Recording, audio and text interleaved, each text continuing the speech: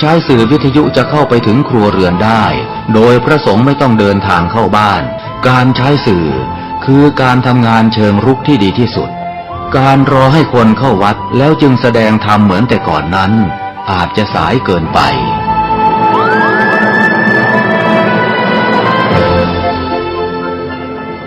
เราควรใช้สื่อนำธรรมะเข้าไปให้ถึงภายในบ้านโรงเรียนองค์กรต่างๆให้มากที่สุดการใช้สื่อจะทำให้ผ่อนแรงและประหยัดทั้งคนและเวลาเทศนาผ่านสื่อเพียงคนเดียวเสมือนเราเนรมิตนักเผยแผ่ได้เป็นหมื่นเป็นแสนนักเผยแผ่นั้นนอกจากอบรมตามหลักสูตรธรรมดาเพื่อให้ได้วุฒิบัตรรับรองแล้วพึงอบรมเรื่องการเทศนาการเขียนการค้นคว้าซึ่งอาจจะเป็นเรื่องเฉพาะตัวแต่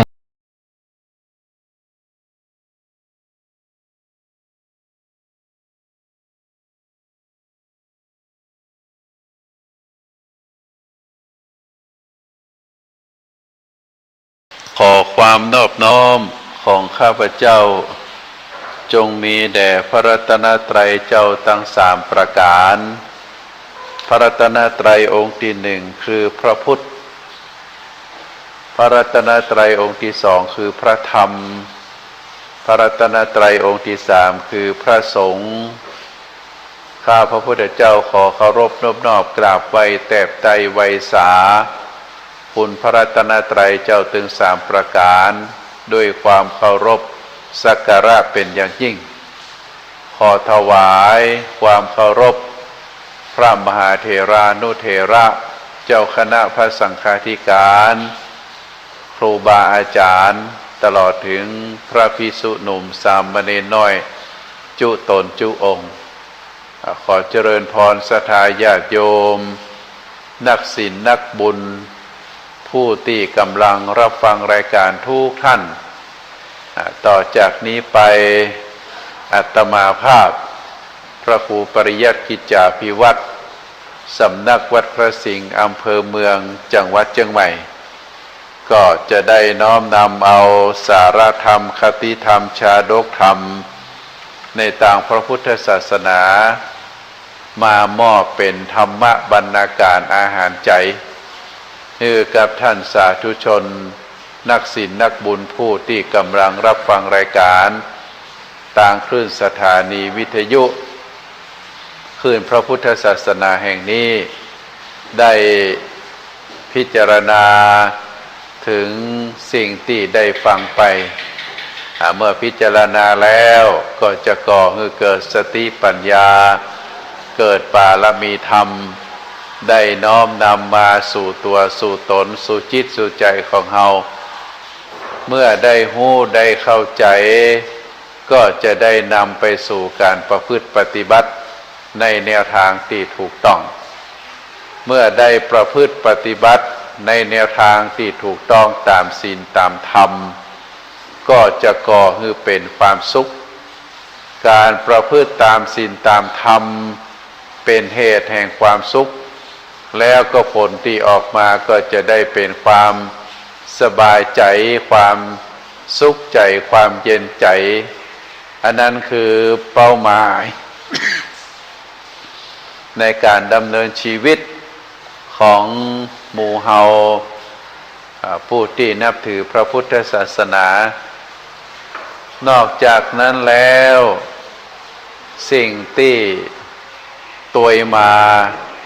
จากการได้ฟังเนื้อหาสาระธรรมก็จะเกิดเป็นความเข้าใจ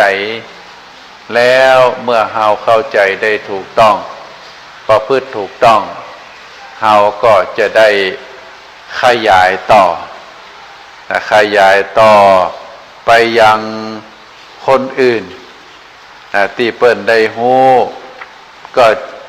ได้ฮู้ยิ่งขึ้นผู้ที่บ่ฮู้ก็จะได้มีโอกาสได้ฮู้ตามแนวทางที่เฮาท่านทั้งหลายได้ประพฤติปฏิบัติมาการที่เฮาท่านทั้งหลายได้ฟังได้เข้าใจในเนื้อหาสาระธรรมการที่เฮาได้ประพฤติปฏิบัติตาม พระธรรมคำสอนที่เฮาได้ฟังมาแล้วก็เมื่อเฮาได้เข้าใจแล้วเฮาก็ช่วยกันบอกช่วยกันแนะช่วยกันนำช่วยกันเผยแผ่พระธรรมคำสอนเหล่านั้นแล้วก็เมื่อมีสิ่งใดที่เกิดขึ้นกับพระพุทธศาสนาเฮาก็ช่วยกันปกป้องช่วยกันป้องกันช่วยกันกำจัดภัยอันตรายเหล่านั้นคือพ้นไปอันนี้เฮาถือว่าเฮาได้ประพฤติปฏิบัติตามพุทธปณิธานขององค์สมเด็จพระสัมมาสัมพุทธเจ้าก่อนที่พระพุทธองค์จะได้เสด็จดับขันธปรินิพพานนั้น พระพุทธองค์ได้พิจารณาถึงพุทธบริษัททั้งสี่อันได้แก่ภิกษุภิกษุณีอุบาสกอุบาสิกาก่อนที่พระพุทธองค์จะเสด็จดับขันธปรินิพพานนั้นพระพุทธองค์ได้ตรวจดูว่าพุทธบริษัทถึงสี่นั้นมีความรู้ความเข้าใจในธรรมะที่ถูกต้องแล้วก็ได้รู้อย่างเพียงพอที่จะนำพระธรรมเหล่านั้นอย่างลงฝังลึกในกมลสันดานในจิตในใจของพุทธบริษัทเมื่อได้ทราบแล้วพระพุทธองค์ก็ได้พิจารณาต่อไปว่าพุทธบริษัทเหล่านั้นเมื่อได้ศึกษาห้ำเพียรแล้วได้นำเอาพระธรรมเหล่านั้นมาประพฤติปฏิบัติก่อนพระพุทธองค์ได้หันว่าพุทธบริษัทนั้นบ่ว่าจะเป็นภิกษุภิกษุณีอุบาสกอุบาสิกาต่างตั้งมั่นในการเอาพระธรรมคำสอนมาประพฤติปฏิบัติอย่างแท้จริงแล้วก็ตอบมาถามว่าการเผยแพร่พระพุทธศาสนา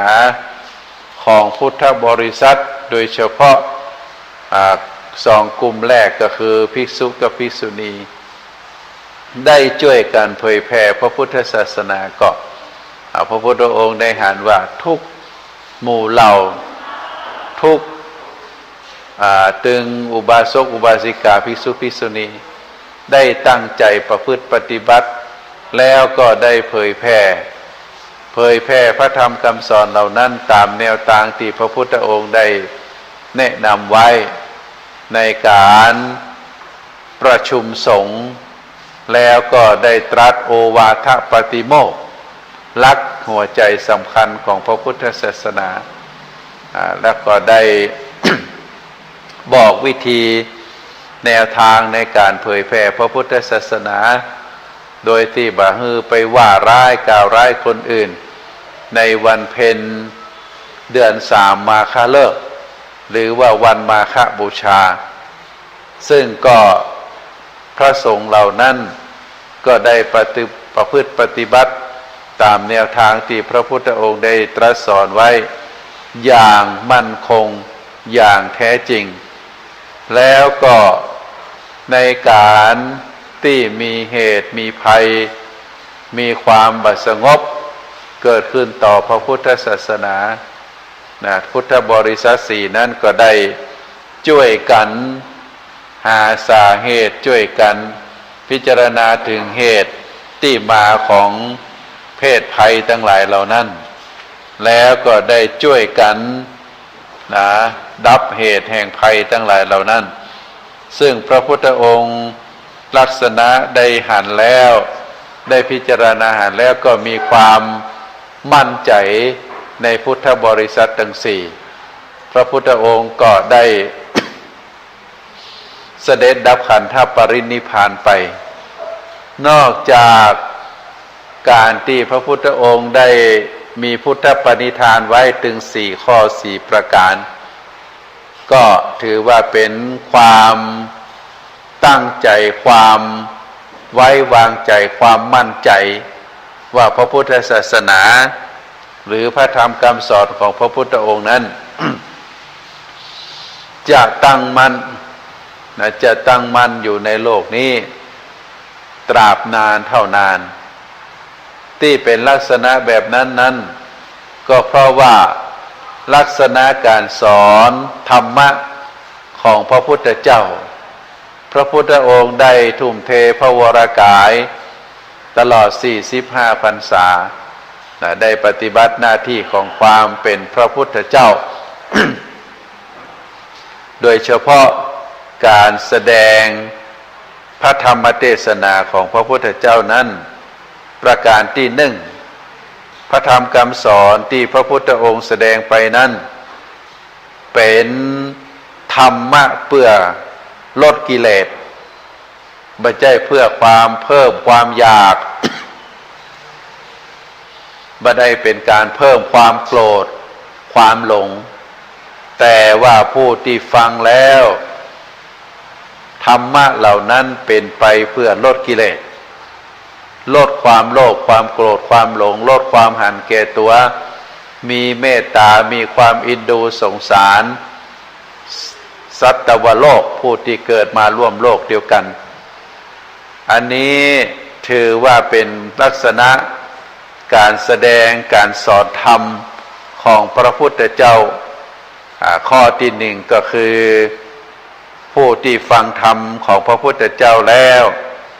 เป็นไปเพื่อละกิเลสประการที่สองผู้ที่ฟังธรรมของพระพุทธเจ้าแล้วก็เป็นไปเพื่อให้เกิดความสุขบ่ให้เกิดความทุกข์ธรรมะคำสอนของพระพุทธเจ้าทุกข้อนั้นเป็นไปเพื่อละกิเลสเมื่อละเลิกลดกิเลสได้จิตใจของบุคคลนั้น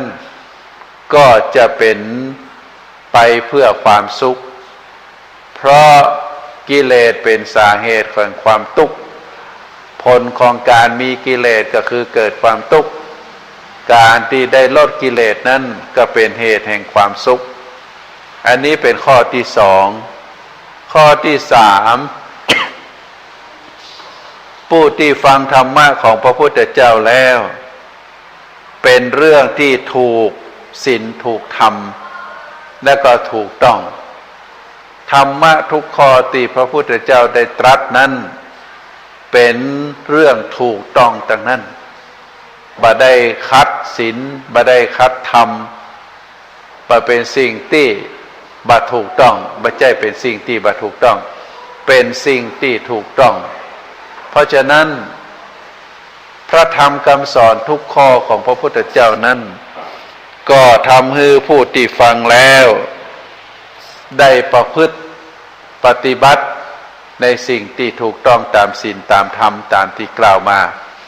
แล้วก็ข้อที่สี่นั้นฟังธรรมของพระพุทธเจ้าแล้วเป็นไปเพื่อบ่ให้การเบียดเบียนตนเองแล้วก็เบียดเบียนผู้อื่นธรรมะทุกข้อนั้นเป็นไปเพื่อให้คนที่ปฏิบัตินั้น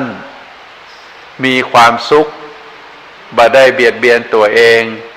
แล้วก็บ่ได้เบียดเบียนคนอื่นซึ่งข้อนี้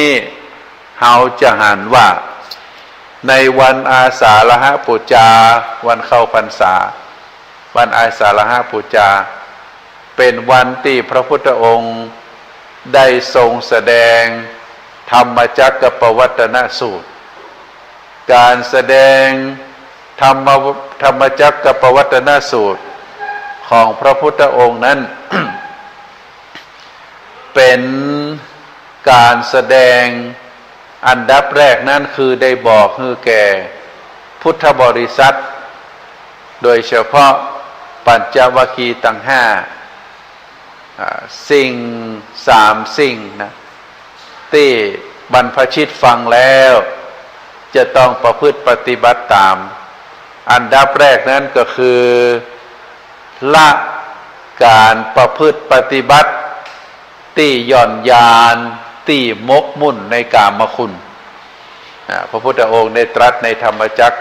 กับปวัตตนสูตรอันที่หนึ่งก็คือบักวันตึงบรรพชิตตึงคารวะการประพฤติปฏิบัตินั้นบักวันจะไปมกมุ่น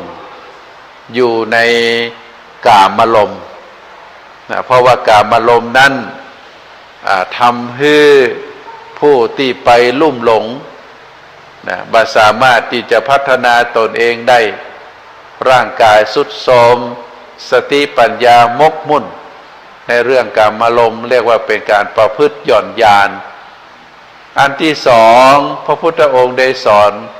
ให้พุทธบริษัทหรือปัญจวัคคีย์ว่าแนวทางอันที่สองนั้นก็บ่ควรที่จะไปทรมานตัวเองคนในสมัยอินเดียนั้นการทรมานตัวเองเป็นความเข้าใจว่าไผ่ทรมานตัวเองได้นักที่สุด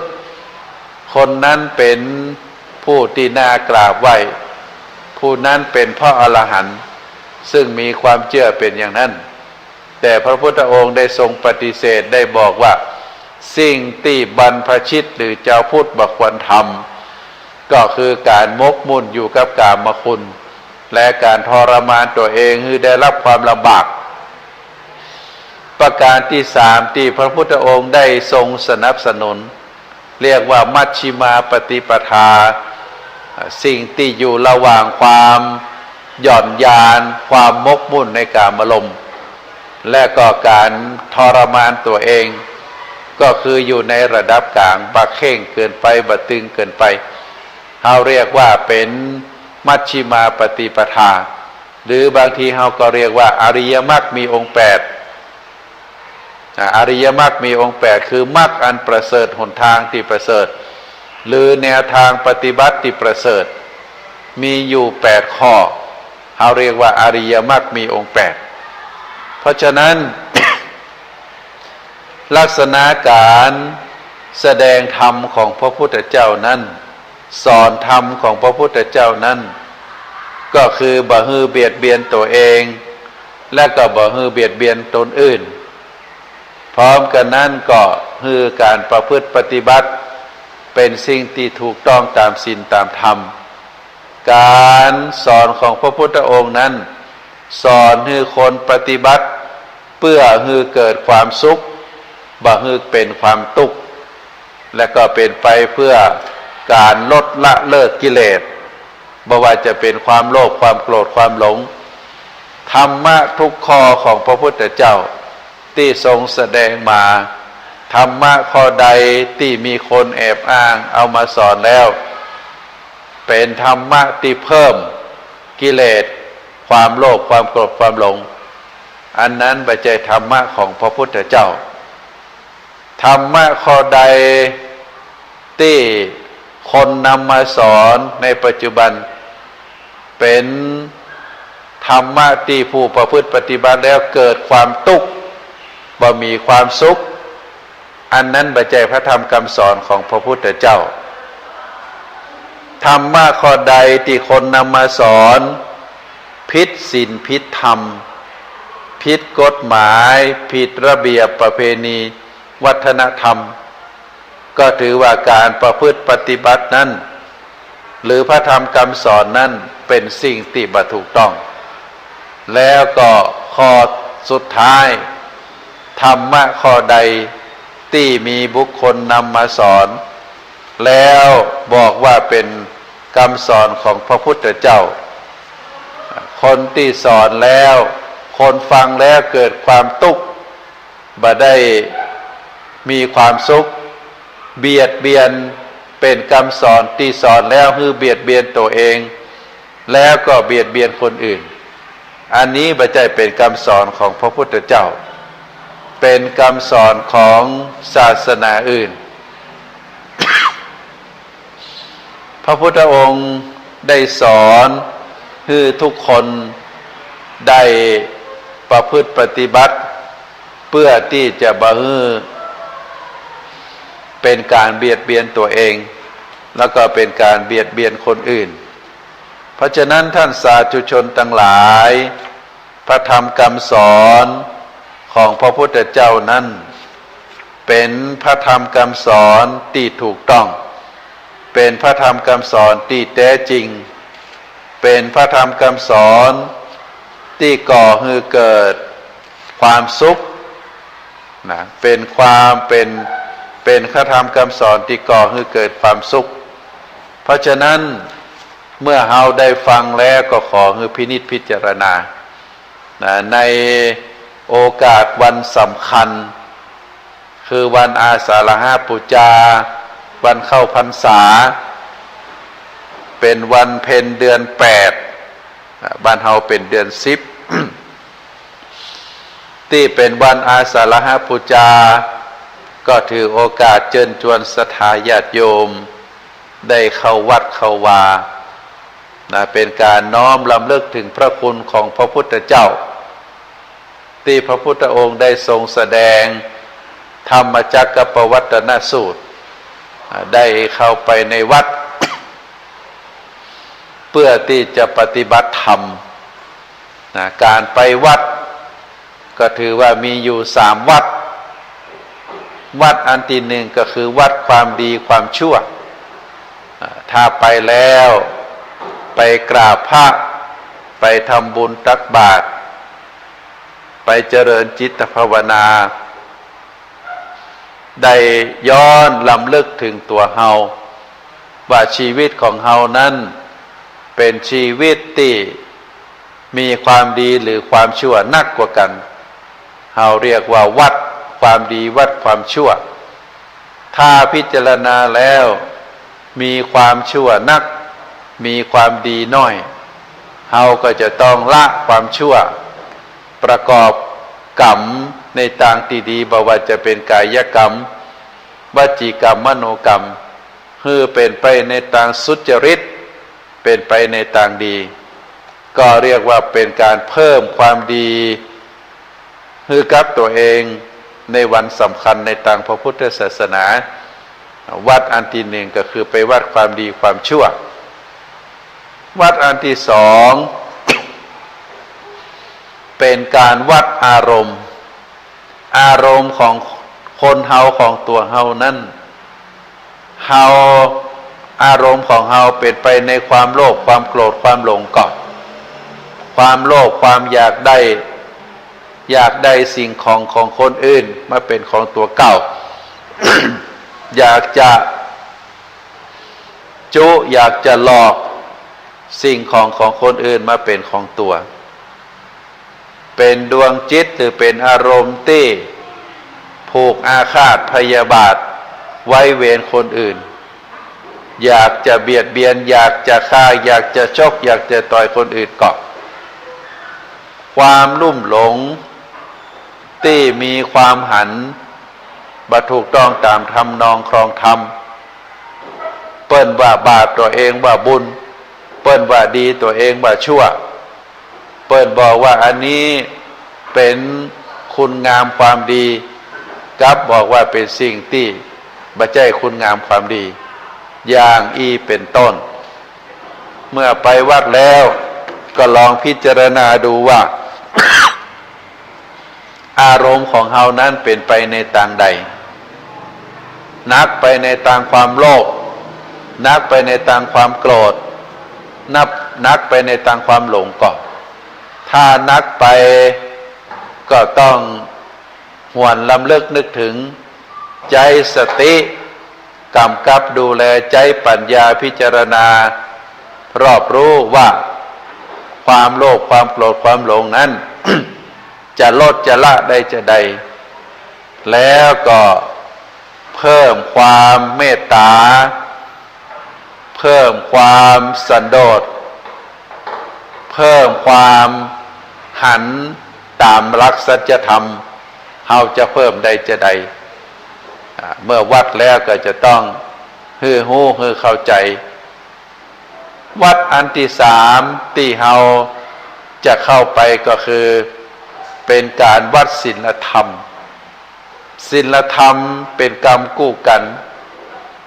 ศีลเป็นข้องดเว้นธรรมเป็นข้อปฏิบัติศีล อย่างน้อยก็มีศีลห้าธรรมห้าเราเรียกว่าเบญจศีลเบญจธรรมนะก็พยายามศึกษาศีลถึง5 ข้อซึ่งเราเรียกว่าเป็นมนุษยธรรมใครรักษาศีล5 ข้อได้บุคคลคนนั้นเป็นมนุษย์โดยสมบูรณ์ถ้าศีล5 ข้อรักษาบ่ได้รักษาได้ข้อเดียวก็ความเป็นมนุษย์มี25%รักษาได้2 ข้อความเป็นมนุษย์มี 50%รักษาได้3 ข้อความเป็นมนุษย์โดยสมบูรณ์ก็มี 75%ถ้า รักษาได้ถึง5 ข้อก็ถือว่าเป็นมนุษย์โดยสมบูรณ์แบบอันนี้เป็นการวัดศีลวัดธรรมของเราเนอะเวลาไปวัด3 อย่างก็ฝากคือศรัทธาญาติโยมลองพินิจพิจารณาดูว่าในวันสำคัญในทางพระพุทธศาสนาวันอาสาฬหบูชาเราไปวัดลองวัดดูว่าเรามีความดีความชั่วนักอันไหนนักกว่ากันวัดอารมณ์ในจิตในใจของเรามีความโลภความโกรธความหลงนักก่อวัดศีลธรรมคือศีล5ธรรม5เรียกว่าเบญจศีลเบญจธรรมอันไหนนักกว่ากันก็ธรรมนักหรือศีลนักถ้ารักษาศีลได้นักก็เรียกว่ามีธรรมนักถ้ารักษาศีลได้น้อยก็เรียกว่ามีธรรมน้อยศีลกับธรรมเป็นของคู่กันก็ถือว่าเป็นเรื่องที่เฮาท่านทั้งหลายได้ ใจโอกาสนะในโอกาสวันสำคัญได้ประพฤติวัดปฏิบัติกิจของตัวเองโดยความตั้งใจก็จะเป็นสิ่งที่ดีเป็นสิ่งที่งามท่านสาธุชนทั้งหลายสิ่งหนึ่งนี่อยากจะขอฝากคือกับท่านสาธุชนก็คือเทศกาลเข้าพรรษาเทศกาลเข้าพรรษาของพระสงฆ์สามเณรซึ่งเป็นพุทธบัญญัติได้บัญญัติไว้ว่าตั้งแต่วันแรม1 ค่ำเดือน 8พระสงฆ์สามเณรก็จะต้องอธิษฐานจำพรรษา3 เดือนตีบะฮือไปต่างใดถ้ารูปใดองค์ใดบัดจำพรรษาก็จะผิดวินัยเป็นอาบัติในส่วนของศรัทธาญาติโยมก็อยากจะเชิญชวนว่าเทศกาลเข้าพรรษานั้นขอให้เฮาท่านทั้งหลายได้ตั้งจิตตั้งใจประกอบคุณงามความดีการกระทำคุณงามความดีก็ถือว่าเป็นการดำเนินตามพุทธบัญญัติที่ได้บัญญัติคือเจ้าพุทธเฮาได้ประกอบคุณงามความดี3 เดือนนี้เฮาท่านทั้งหลายก็คือได้ฮู้ได้เข้าใจว่าอันยังเป็นนิสัยบดีในตัวที่มีอยู่เฮาก็อธิษฐานที่จะใจการเวลา3 พรรษานี้ ได้ลดได้เลิกได้ละได้แก้ไขนิสัยตัวเฮาเองคือได้บางคนนั้นอาจจะเคยกินเหล้ามาพรรษานี้ก็อธิษฐานว่าขอให้เลิกเหล้าบางคนเคยสูบบุหรี่มาก็อธิษฐานว่าอย่างน้อยพรรษานี้จะเลิกสูบบุหรี่ให้เด็ดขาดพรรษานี้บางคนบางท่านเคยเป็นคนหันแก่ตัวเป็นคนชอบแอวเป็นคนขี้ลับขี้นอนเป็นคนเกียจคร้านก็ได้อธิษฐานว่าใน3 เดือนนี้ขอเป็นคนขยันข ขอเพิ่มความวิริยะอุตสาหะขอได้ตั้งจิตตั้งใจประกอบการประกอบงานด้วยความเต็มใจด้วยความขยันขันแข็งสิ่งใดที่เป็นความดีก็พยายามที่จะทำให้ยิ่งขึ้นไปเมื่อก่อนเข้าพรรษาบางคู่บางคนก็ตักบาตรทำบุญพ่องวันไหนมีโอกาสก็ทำวันไหนขี้เกียจก็บ่ทำแต่พรรษานี้ตั้งใจเลยที่จะตักบาตรทำบุญทุกเจ้าจะทำบุญตักบาตรตลอด3 เดือนนี้ นี่ก็เป็นธรรมเนียมที่ปู่ย่าตายายคนไทยเฮาเคยทำกันหรือถ้ายิ่งไปกว่านั้นก็อธิษฐานรักษาศีล 5อย่างเคร่งครัดหรือยิ่งไปกว่านั้นบางผู้บางคนก็รักษาศีล 8ตลอด3 เดือนหรืออธิษฐานจิตว่า3 เดือนนี้จะมาวัดจะฟังธรรมทุกวันพระจะทำบุญตักบาตรอันนี้ถือว่าเป็นการประพฤติปฏิบัติที่ถูกต้องท่านสาธุชนทั้งหลายนะการเข้าพรรษาของพระสงฆ์นั้นตามที่ได้บอกว่าเป็นพุทธบัญญัติ เป็นพุทธบัญญัติที่พระพุทธองค์ได้อนุญาตการจำพรรษาเป็นพระวินัยเป็นพุทธบัญญัติแก่พระสงฆ์สามเณรซึ่งมีความเป็นมาว่าในช่วงสมัยต้นพุทธกาลพระพุทธเจ้ายังบ่ได้วางระเบียบในเรื่องของการจำพรรษาไว้แต่การเข้าพรรษานั้นเป็นสิ่งที่พระพุทธองค์และพระสงฆ์สาวกได้ปฏิบัติกันมาโดยปกติเนื่องโดยพุทธจริยวัตรอันจะบ่ออกไปจาริกตามสถานที่ต่างๆอยู่ในฤดูฝนอยู่แล้วเพราะการคมนาคมนั้นเป็นที่ลำบาก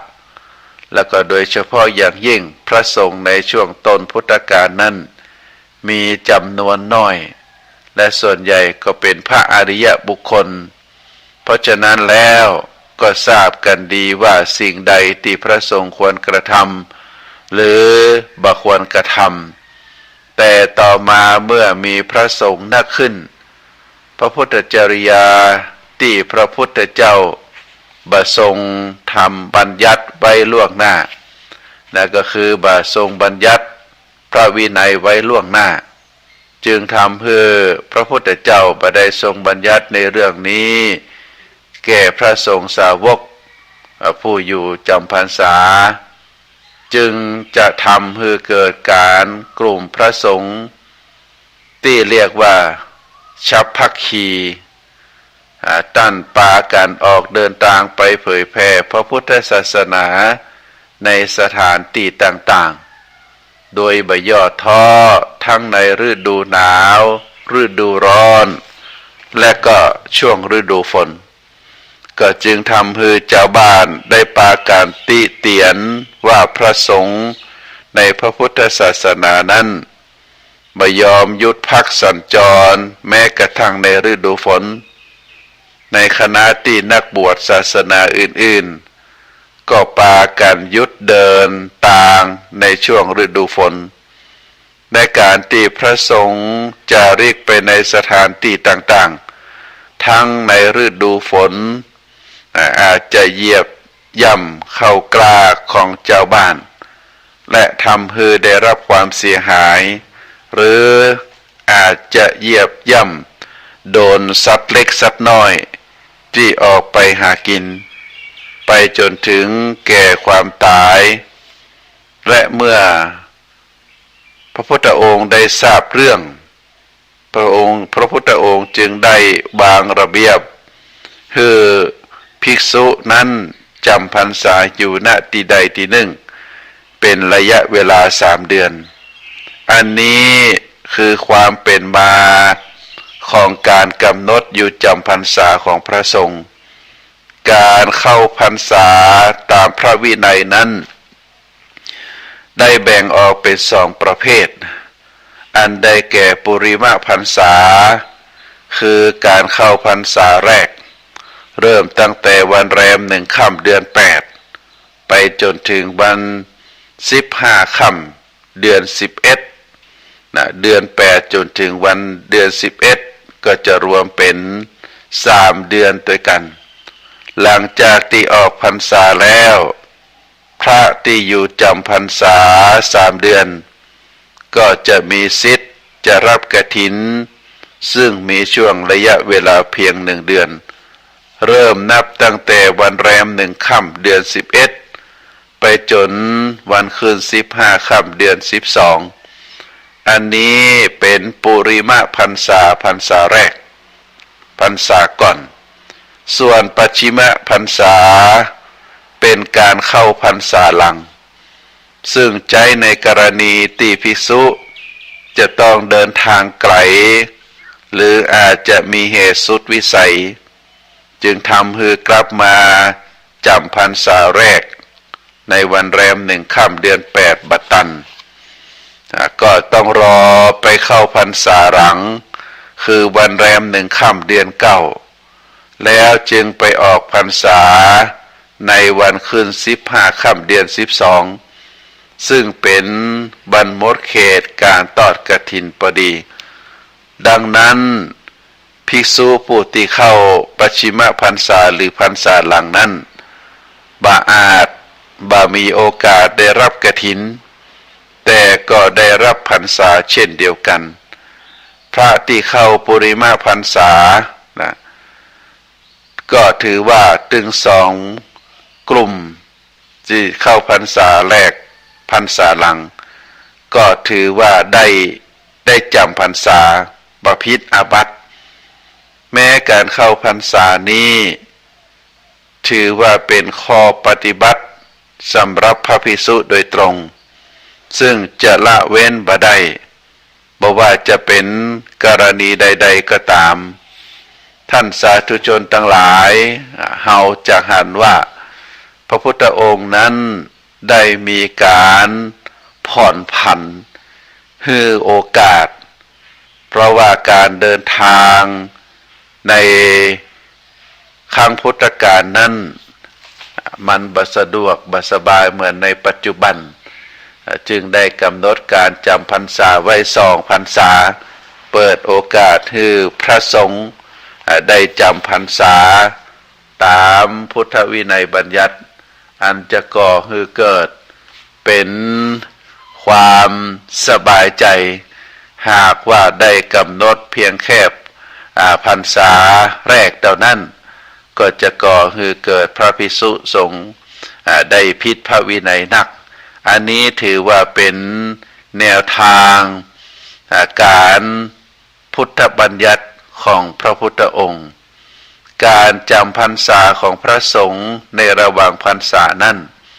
อาจจะมีกรณีจำเป็นบางอย่าง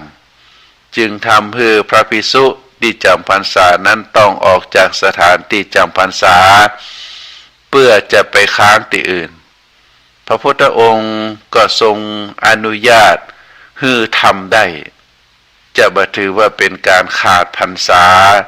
โดยจะมีเหตุจำเป็นเฉพาะกรณีไปตามที่ทรงระบุไว้ในพระไตรปิฎกซึ่งส่วนใหญ่นั้นจะเกี่ยวกับการพระศาสนาหรือการอุปถากบิดามารดาทั้งนี้ทั้งนั้นก็จะต้องกลับมาภายในช่วงระยะเวลาบ่เกิน7 วันและการออกนอกที่จำพรรษาโดยเหตุจำเป็นซึ่งเราเรียกว่าสัตตหกรณียะซึ่งเหตุที่ทรงระบุไว้ว่าจะออกจากที่จำพรรษาได้ชั่วคราวเช่นนั้น 1. การไปรักษาพยาบาลหรือหาอาหารให้กับภิกษุหรือบิดามารดา ที่กำลังเจ็บป่วยเป็นต้นแต่ในกรณีนี้จะทำให้กับสหธรรมิกและบิดามารดาต่อนั้นก็จะหันว่าเป็นเรื่องที่มีความจำเป็นหากว่าบุคคลที่เฮาหูจักอันได้แก่บิดามารดาผู้มีพระคุณและก็เปื้อนสหธรรมภิกษุที่มีความเกี่ยวข้องอาจจะเป็นครูบาอาจารย์หรือพระสงฆ์องค์ข้าเจ้าที่เป็นเปื้อนกันท่าตั้นทั้งหลายเหล่านั้นบ่ว่าจะเป็นบิดามารดาหรือภิกษุเจ็บไข้ได้ป่วยก็มีความจำเป็นที่จะต้องไปรักษาพยาบาลหรือไปดูแลเรื่องอาหารการกินอันนี้เป็นข้อที่หนึ่งที่พระพุทธองค์ทรงอนุญาตข้อที่สองการไประงับภิกษุสามเณรที่อยากจะลาสิกขาบ่ฮือลาสิกขาในกรณีนี้ก็จะทำได้กับสหธรรมิกเปื้อนร่วมครูบาอาจารย์ร่วมสำนักอันนี้ก็เป็นเหตุหนึ่งที่พระพุทธเจ้าทรงอนุญาตให้ไปค้างคืนที่อื่นได้ประการที่สามการไปเพื่อกิจธุระของพระสงฆ์เป็นต้นของคณะสงฆ์เป็นต้นว่าการที่ไปหาอุปกรณ์มาซ่อมแซมกุฏิซ่อมแซมวิหารซ่อมแซมศาลาต่างๆเมื่อมีความจำเป็นที่จะจำเป็นต้องซ่อมแซมก็อนุญาตให้ออกไปเพื่อที่จะหาอุปกรณ์อาจจะหาไม้อาจจะหาวัสดุสิ่งของอื่นๆมาซ่อมแซมอันนี้พระพุทธองค์ก็ทรงอนุญาตในกรณีที่สามกรณีที่สี่ถ้าหากว่าอุบาสกอุบาสิกาทายกทายิกาที่รู้จักมคุณท่านนิมนต์ให้ไปทำบุญไปเจริญพระพุทธมนต์หรือไปรับทายทานอันใดอันหนึ่งก็ให้ไปอนุเคราะห์สงเคราะห์อุบาสกอุบาสิกาให้ได้ทำบุญทำทานได้ฟังเทศน์ได้รักษาศีลได้กรณีนี้หากญาติโยมบัดนิมนต์ก็ไปค้างบ่ได้พระสงฆ์จะออกจากอาวาส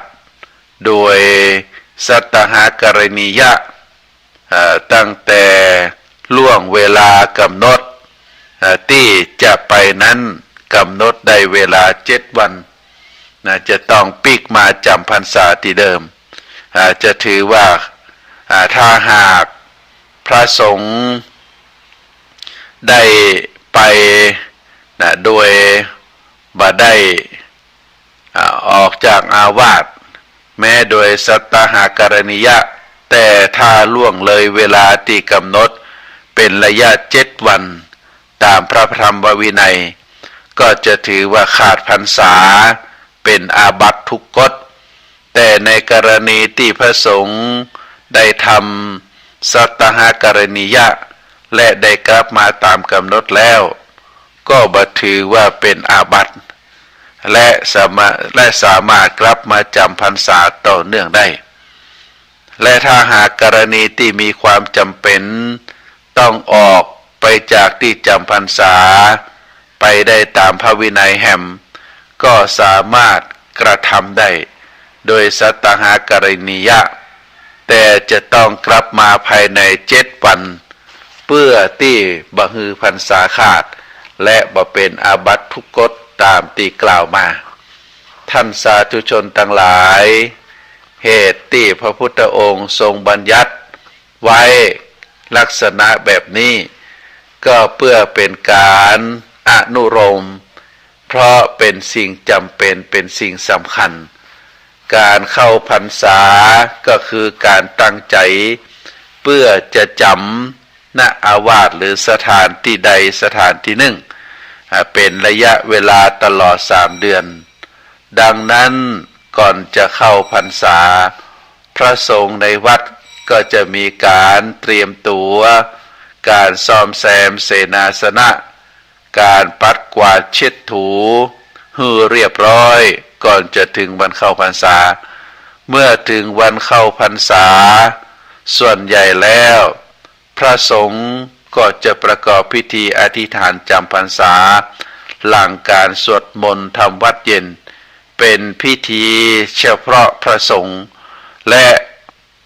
ส่วนใหญ่ก็จะประกอบพิธีณอุโบสถห้องหรือพระวิหารหรือศาลาณสถานที่ใดที่หนึ่งตามสมควรภายในอาวาสที่จะจำพรรษาโดยเมื่อทำวัดเย็นแล้วเมื่อทำวัดเย็นสำเร็จเรียบร้อยแล้วเจ้าอาวาสก็จะประกาศเรื่องวัสสุปนายิกาก็คือการกำหนดบอกให้พระสงฆ์ทั้งปวงนั้นฮือฮู้ถึงข้อกำหนดในการเข้าพรรษาโดยมีสาระสำคัญก็คือ1แจ้งฮือทราบเรื่องการเข้าพรรษาแก่พระสงฆ์ในอาราม2แสดงเนื้อหาและความเป็นมาของวัสสุปนายิกาตามพระวินัยปิฎกประการที่3กำหนดบอกอาณาเขตวัดที่พระสงฆ์นั้นจะรักษาพรรษาหรือรักษาอารุณให้ชัดเจน4ถ้าหากมีภิกษุผู้เป็นเสนาสนะขหปกะก็ฮือทำการสมมุติเสนาสนะขหปกะเจ้าหน้าที่สงฆ์เป็นผู้กำหนดให้พระสงฆ์รูปใดจำพรรษาณสถานที่ใดสำหรับในประเทศไทยของเฮานั้นมีประเพณีมากมายเกี่ยวข้องกับการจำพรรษาของพระสงฆ์ไทยมาเป็นเวลานานดังปรากฏในประเพณีที่เกี่ยวข้องกับการเข้าพรรษาเช่นการประเพณีถวายเทียนพรรษาแก่พระสงฆ์ที่จะจุดบูชาตามอารามและเพื่อถวายให้แก่พระสงฆ์สามเณรนำไปจุดเพื่ออ่านคัมภีร์ทางพระพุทธศาสนาในระหว่างที่เข้าจำพรรษาประเพณีการถวายผ้าอาบน้ำฝนแก่พระสงฆ์ก่อนเข้าพรรษาเพื่อที่จะให้พระสงฆ์นำไปส่งน้ำฝนในพรรษาและตลอดโดยเฉพาะอย่างยิ่งงานที่พุทธศาสนิกชนไทยเราถือว่าเป็นงานบุญใหญ่ประจำปีก็คือการถวายผ้ากฐินที่จัดหลังพระสงฆ์ปวารณาออกพรรษาเพื่อถวายผ้ากฐินแต่พระสงฆ์ที่จำครบพรรษาได้กรานและก็ได้รับอานิสงส์กฐินเป็นต้นการปฏิบัติตัวของเจ้าพุทธเฮาในช่วงเข้าพรรษาอุบาสกอุบาสิกาถือว่าทั้งพระเก่าพระใหม่ท่านได้มาอยู่พร้อมหน้าเมื่อมีโอกาสพร้อมหน้ากันอย่างนี้ก็ถือว่าเป็นโชคดีของญาติโยมโชคดีในที่นี้ก็คือได้มีเนื้อนาบุญอยู่พร้อมหน้ากันญาติโยมตั้งแต่ครั้งปู่ย่าตายายท่านบ่ปล่อยให้พระเข้าพรรษาเพียงลำพังญาติโยมก็พลอยจำพรรษาไปโดยเหมือนกันแต่ว่าจำพรรษาของญาติโยมนั้นเข้าพรรษาด้วยการอธิษฐานจิตหลักธรรมในพระศาสนามีแม่บทไว้อยู่3ข้อก็คือการละชั่วทำดีเจริญจิตภาวนาทำจิตใจให้ผ่องใสญาติโยมทั้งหลายตั้งแต่โบราณกาลนั้นพอวันเข้าพรรษาท่านก็จะอธิษฐานพรรษาเหมือนเดียวกัน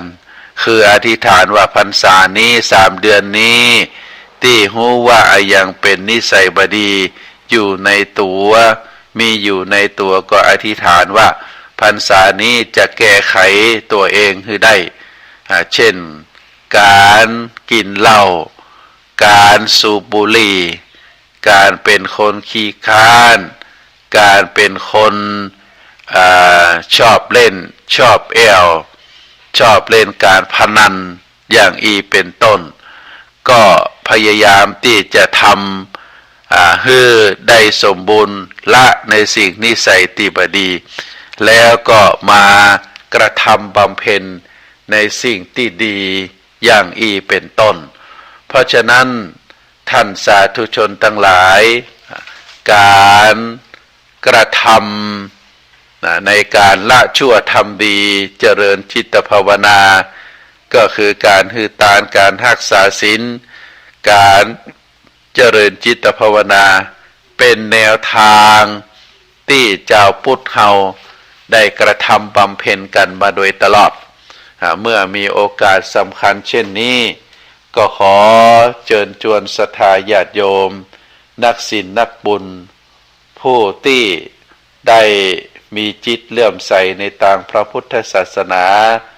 ได้ปากันกระทำบำเพ็ญในสิ่งที่เป็นบุญเป็นกุศลโดยเฉพาะการตั้งจิตตั้งใจในการที่จะประกอบคุณงามความดีตลอด3เดือนไตรมาสเหมือนกับพระสงฆ์จำพรรษาญาติโยมเฮาก็สามารถทำได้ทำบุญให้ยิ่งกว่าเดิมทำข้อวัดปฏิบัติให้เคร่งกว่าเดิมโดยเฉพาะการละเลิกอบายมุขก็ได้ปฏิบัติในสิ่งที่เป็นเส้นทางแห่งความดีตลอด3เดือนหรือยิ่งขึ้นไปตลอดไปก็จะเป็นสิ่งที่ดีเป็นอย่างยิ่งขออนุโมทนาบุญกับศรัทธาญาติโยมนักศีลนักบุญที่ตั้งใจประกอบคุณงามความดีเนอะและก็ในที่สุดแห่งการจัดรายการการการเอ่ยของอาตมาภาพในวันนี้เพราะเวลาใกล้จะหมดแล้วก็ขอตั้งสัจจะอธิษฐานขอบุญกุศลคุณงามความดีได้ดลจิตดลใจคือศรัทธาญาติโยมนักศีลนักบุญทุกท่านตลอดเวลา3เดือนนี้ได้ดลจิตดลใจคือท่านสาธุชนได้ตั้งใจประกอบบุญประกอบกุศลประกอบคุณงามความดีแล้วก็คือตั้งจิตตั้งใจอยู่ในครองธรรมทำนองครองธรรมขององค์สมเด็จพระสัมมาสัมพุทธเจ้าถือว่าเป็นการบำเพ็ญบุญที่ยิ่งใหญ่บุญทั้งหลายเหล่านั้นก็จะติดตัวตามต้นไปตลอดก็ขอให้ศรัทธาญาติโยมได้มีความสุขมีความเจริญมีสุขภาพแข็งแรงเนอะได้บำเพ็ญบุญบำเพ็ญกุศลตามที่ท่านทั้งหลายได้ปรารถนาไว้ขอ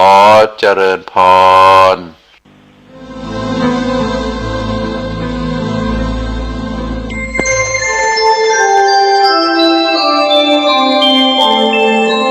ขณะนี้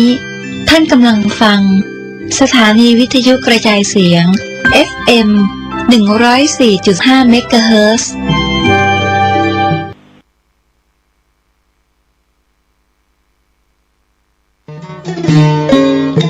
ข่าวสารเพื่อการประชาสัมพันธ์ขอเชิญชวนผู้ใจบุญใจกุศลร่วมทำบุญทอดผ้าป่าสามัคคีประจำปีพุทธศักราช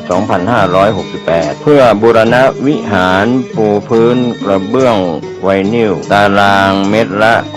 699 บาทจำนวน150ตารางเมตรทำโครงเหล็กป้องกัน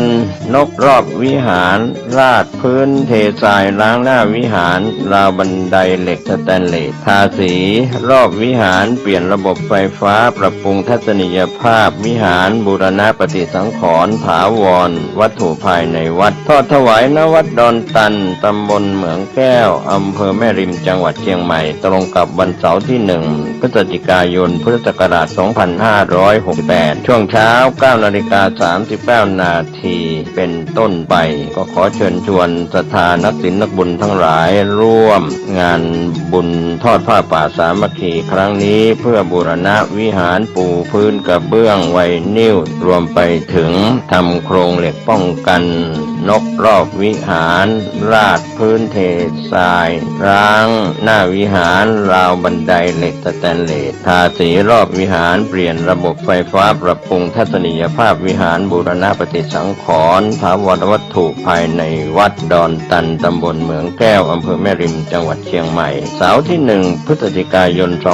2568 นี้เชิญท่านร่วมงานร่วมบุญร่วมบริจาคได้บุญได้กุศลโดยทั่วหน้ากัน บ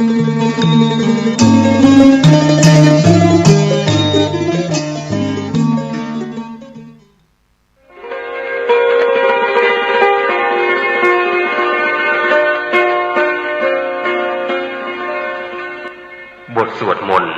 มหาเมตตาครอบจักรวาลเมตตาพรหมวิหารภาวนาหรือเมตตาใหญ่จัดทำโดยพุทโธโลยีสำนักพิมพ์พระพุทธศาสนาประกาศ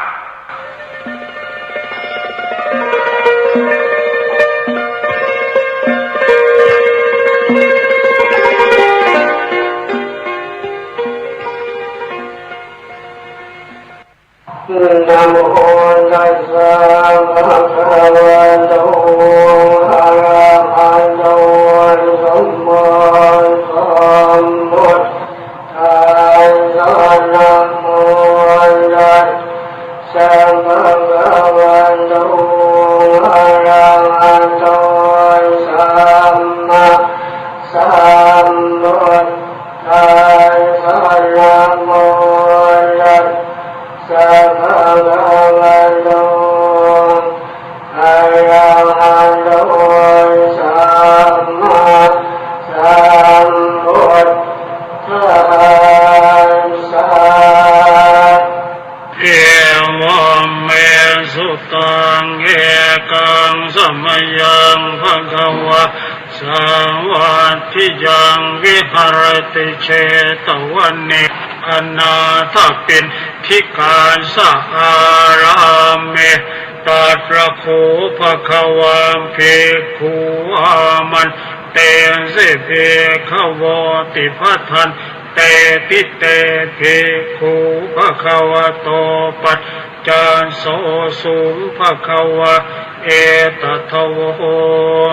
จาเมตตายะเพคะเวเจโตวิมุตติยาอาเสวิตายะภาวิตายะภุริกตายะยานิกตายะวัตถุกตายะอโนทิตายะปริจิตายะสุสมาราธายะเอกาทัสสานิสังสาปฏิกังขากตเมเอกทัสสะสุขังโสปฏิสุขังปฏิโพชตินาปาปะกังสุปินังปัสสติมโนสานังปิโยโหติอมโนสานังปิโยโหตุเทวตาราขันตินาสะอาคิวาวิสังวะสัทธังวะกัมมติตุวตังเจตังสมาธิยติโมขวันโนเวปัสสิทติอสัมมุลโหการังกโรติอุตตริงอาปติเวชันโตพระมโลกุปโคโหติเมตตายะภิกขโวเจโตวิมุตติอาเสวิตายะภาวิตายะภุริกตายะยานิกตายะวัตถุกตายะอนุทิตายะปริจิตายะสุสมารัตถายะอิเมเอกาทัสสานิสังสาปฏิกังขาอาทิอโนทิโสวานาเมตตาเจโตวิมุตติอัต ทิโอทิสุภรณะเมตตาเจโตวิมุตติอัตถิทิสาภรณาเมตตาเจโตวิมุตติกติหากาเลหิอโนทิโสภรณาเมตตาวิมุตติกติหากาเลหิโอทิโสภรณาเมตตาเจโตวิมุตติกติหากาเลหิทิสาภรณาเมตตาเจโตวิมุตติปัญจหากาเลหิอโนทิโสภรณาเมตตาเจโตวิมุตติสัตตหากาเลหิโอทิโสภรณาเมตตาเจโตวิมุตติทัสสหากาเลหิทิสาภรณาเมตตาเจโตวิมุตติกตเมปัญจหากาเลหิอโนทิโสภรณาเมตตาเจโตวิมุตติสัพเพสัตตาเวระอัพยาปัชชาอนีฆะสุขีอัตานังปริหารันตุสัพเพปานาเวระอัพยาปัชชาอนีฆะสุขีอัตานังปริหารันตุสัพเพภูตาเวระอัพยาปัชชาอนีฆะสุขีอัตานังปริหารันตุสัพเพปุคาราเวระอัพยาปัชชาอนีฆะสุขีอัตานังปริหารันตุสัพเพอัตตภาวะปริยาปานาเวระอัพยาปัญชาอนีฆะสุขีอัตานังปริหารันตุอิเมปัจจหากาเลหิอโนทิโสภรณาเมตตาเจโตวิมุตติกตเมหิสัตตหากาเลหิโอทิโสภรณาเมตตาเจโตวิมุตติสัพเพอิทธิโยเวระอัพยามปัญชังอนีฆะสุขีอัตานังปริหารันตุสัพเพปุริสาเวระอัพยามปัญชังอนีฆะสุขีอัตานังปริหารันตุสัพเพอริยาเวระอัพยาปัญชาอนีฆะสุขีอัตานังปริหารันตุสัพเพอนาริยาเวระอัพยามปัญชาอนีฆะสุขีอัตานังปริหารันตุสัพเพเทวาเวระอัพยามปัญชาอนีฆะสุขีอัตานังปริหารันตุสัพเพมนุสสาเวระอัพยามปัญชาอนีฆะสุขีอัตานังปริหารันตุสัพเพวินิปาติกาเวระอัพยามปัญชาอนีฆะสุขีอัตานังปริหารันตุอิเมสัตตหากาเลหิโอทิโสภรณาเมตตาเจโตวิมุตติกตเมทัสสหากาเลหิทิสาภรณาเมตตาเจโตวิมุตติสัพเพปุราธิมายทิสายสัตตาเวระอัพยามปัญชาอนีฆะสุขีอัตานังปริหารันตุสัพเพปัจฉิมายทิสายสัตตาเวระอัพยาปัญชาอนีฆะสุขีอัตานังปริหารันตุสัพเพอุตตรายทิสายสัตตาเวระอัพยาปัญชาอนีฆะสุขีอัตตานังปริหารันตุสัพเพ ทักขินายติสายสัตตาเวราอามพยามปัจฉาอนิคาสุขีอัตตานังปริหารันตุสัพเพปุราธิมายาอนุทิสายสัตตาเวราอาพยาปัจฉาอนิคาสุขีอัตตานังปริหารันตุสัพเพปัจฉิมายาอนุทิสายสัตตาเวราอาพยาปัจฉาอนิคาสุขีอัตตานังปริหารันตุสัพเพอุตตรายะอนุทิสายสัตตาเวราอาพยามปัญชาอนิคาสุขีอัตตานังปริหารันตุสัพเพทักขินายะอนุทิสายสัตตาเวราอาพยามปัญชาอนิคาสุขีอัตตานังปริหารันตุสัพเพทิมายติสายสัตตาเวราอาพยามปัญชาอนิคาสุขีอัตตานังปริหารันตุสัพเพอุปริมายติสายสัตตาเวราอาพยามปัญชาอนิคาสุขีอัตตานังปริหารันตุสัพเพปุราธิมายติสายปานาเวราอาพยาปัจฉาอนิคาสุขีอัตตานังปริหารันตุสัพเพปัจฉิมายติสายปานาเวราอาพยามปัจฉาอนิคาสุขีอัตตานังปริหารันตุสัพเพอุตตรายติสายปานาเวรา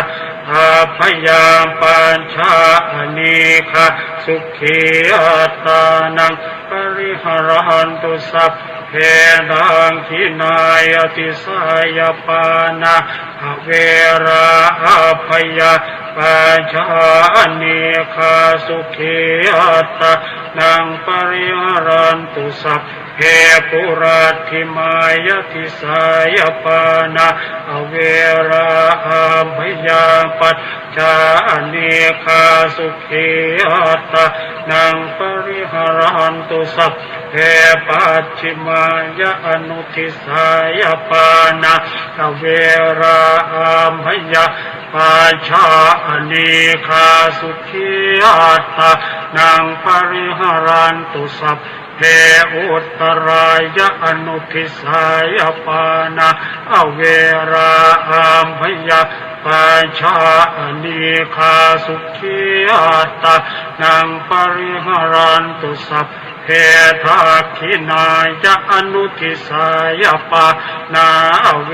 ราอาพยาปัญชาอนิคาสุขีอัตตานังปริหารันตุสัพเพทิมายติสายปานาเวราอาพยาปัจฉาอนิคาสุขีอัตตานังปริหารันตุสัพเพอุปริมายติสายปานาเว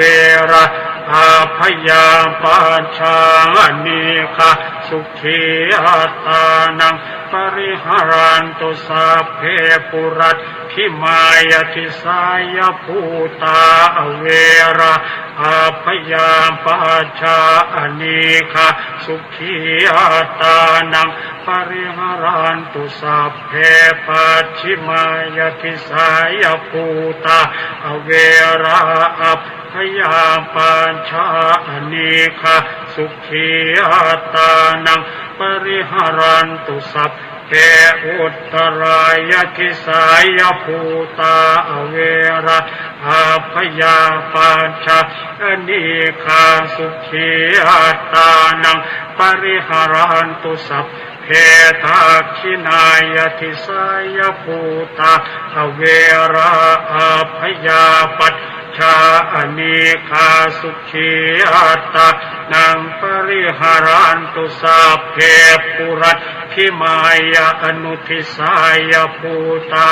เวระอาภยาปัจจาอเนคาสุขีอัตตานังปริหารันตุสัพเพ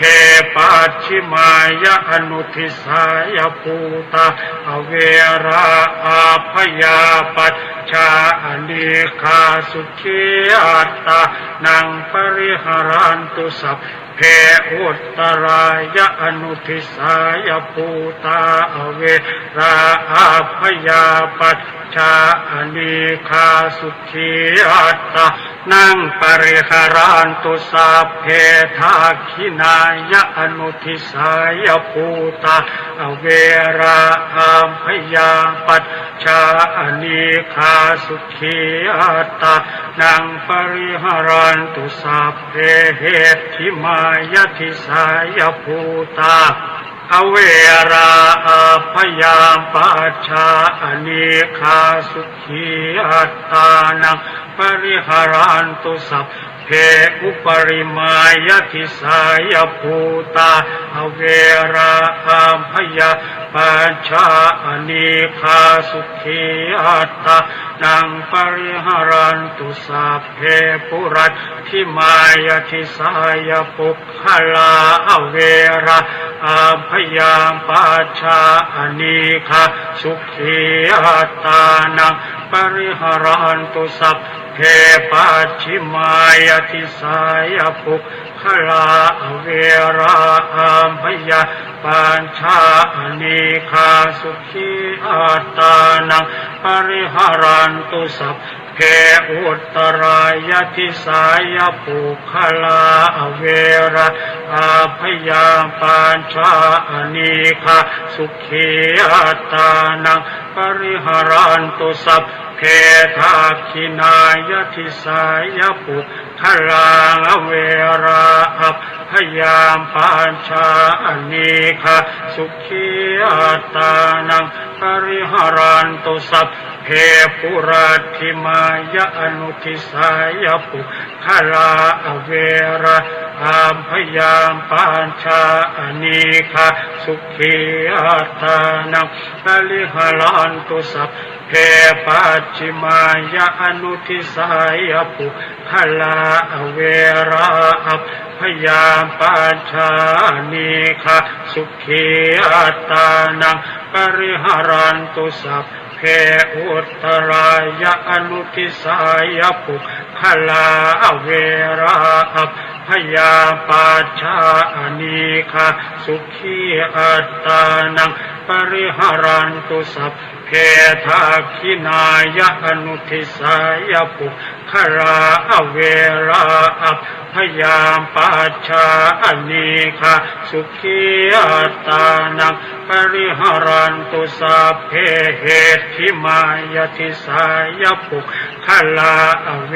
ราอาภยาปัจจาอเน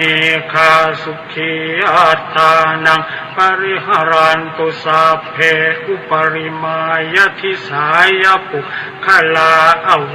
ราอาภยาปัญชาอเนคาสุขีอัตตานังปริหารันตุสัพเพปุรัตถิมายะทิสายอัตตภาวะปริยาปันนาเวราอาภยาปัจจาอเนคาสุขีอัตตานังปริหารันตุสัพเพปัจฉิมายะทิสายอัตตภาวะปริยาปันนาเวราอัพยามปัญชาอเนคาสุขีอัตตานังปริหารันตุอุตสัพเพอุตตรายะทิสายอัตตภาวะปริยาปันนาเวราอัพยาปัจจาอเนคาสุขีอัตตานังปริหารันตุสัพเพทักขินายะทิสายอัตตภาวะปริยาปันนาเวราอาภยาปัจจาอเน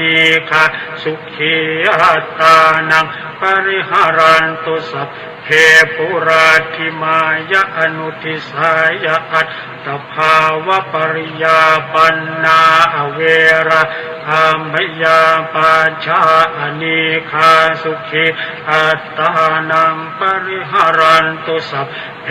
ปัจฉิมายะอนุทิสายะอัตตภาวะปริยาปันนาอเวระอามยาปาชาอนิคาสุขี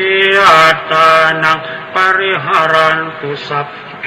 อุตตรายะอนุทิสายะอัตตภาวะปริยาปันนาอเวระอาพยาปัจจาอเนคาสุขีอัตตานังปริหารันตุสัพเพทาคินายะอนุทิสายะอัตตภาวะปริยาปันนาอเวระอาพยาปัจชาอเนคาสุขีอัตตานังปริหารันตุสัพเพเหติมายะทิสายะอัตตภาวะปริยาปันนาอเวราอาพยาปัจชาอเนคาสุขีอัตตานังปริหารันตุสัพเพอุปริมายะทิสายะอัตตภาวะปริยาปันนาอเวราอาพยาปัจชาอเนคาสุขีอัตตานังปริหารันตุสัพพะปุราธิมายะทิสายะเอนทิโยอเวรังอัมพยาปัญชาอเนคาสุขีอัตตานังปริหารันตุสัพพะปัญชิมายะทิสายะเอนทิโยอเวรังอัมพยาปัญชาอเนคาสุขีอัตตานังปริหารันตุสัพพะอุนตรายะทิสายะเอนทิโยอเวรังอัมพยาปัจชาอเนคาสุขีอัตตานังปริหารันตุสัพพะทาคินายะทิสายะเอนทิโยอเวราอัมพยาปัจชาอเนคาสุขีอัตตานังปริหารันตุสัพพะปุรัติมายะอนุทิสายะเอนทิโยอเวราอัมพยาปัญชาอเนคาสุขีอัตตานังปริหารันตุสัพพะปัญชิมายะอนุทิสายะเอนทิโยอเวราอัมพยาปัจชาอเนคาสุขีอัตตานังปริหารันตุสัพพะอุตตรายะอนุทิสายะเอนทิโยอเวราอัมพยาปัจชาอเนคาสุขีอัตตานังปริหารันตุสัพพะทาคินายะอนุทิสายะเอนทิโยอเวราอัมพยาปัจชาอเนคาสุขีอัตตานังปริหารันตุสัพพะเหติมายะทิสายะเอนทิโยอเวราอัมพยาปัจชาอเนคาสุขีอัตตานังปริหารันตุสัพพะอุปริมายะทิสายะเอนทิโยอเวราอัมพยาปัจชาอเนคาสุขีอัตตานังปริหารันตุสัพเพปุราธิมายะทิสายะปุริสาเวระอัมพยาปัญชาอเนคาสุขีอัตตานังปริหารันตุสัพเพปัจฉิมายะทิสายะปุริสาเวระอัมพยาปัจชาอเนคาสุขีอัตตานังปริหารันตุสัพเพอุตตรายะทิสายะปุริสาเวระอัมพยาปัจชาอเนคาสุขีอัตตานังปริหารันตุสัพเพทักขินายะทิสายะปุริสาเวระอัมพยาปัญชาอเนคาสุขีอัตตานังป ปริหารันตุสัพเพปุราธิมายะอนุทิสายะปุริสาอเวราอาพยามปัญจสุขีอัตตานังปริหารันตุสัพเพปัจฉิมายะอนุทิสายะปุริสาอเวราอาพยาปัจฉาอเนคาสุขีอัตตานังปริหารันตุสัพเพอุตตรายะอนุทิสายะปุริสาเวราอาพยาปัญจอเนคาสุขีอัตตานังปริหารันตุสัพเพทาคินายะอนุทิสายะปุริสาเวราอาพยาปัจจอเนคาสุขีอัตตานังปริหารันตุสัพเพเหติมายะทิสายะปุริสาอเวราอาพยาปัจจอเนคาสุขีอัตตานังปริหารันตุสัพเพโอปริมายะทิสายะปุริสาอเวราอาพยาปัญจอเนคาสุขีอัตตานังปริหารันตุสัพเพปุรัตถิมายะทิสายะอริยาอเวราอาพยาปัจฉาอเนคาสุขี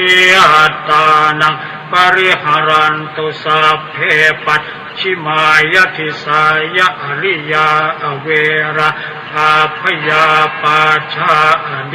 คาสุขีอัตตานังปริหารันตุสัพเพอุตตรายะทิสายะอริยาอเวราอาพยาปัจฉาอเนคาสุขีอัตตานังปริหารันตุสัพเพทาคินายะทิสายะอริยาอเวราอาพยาปัจฉาอเน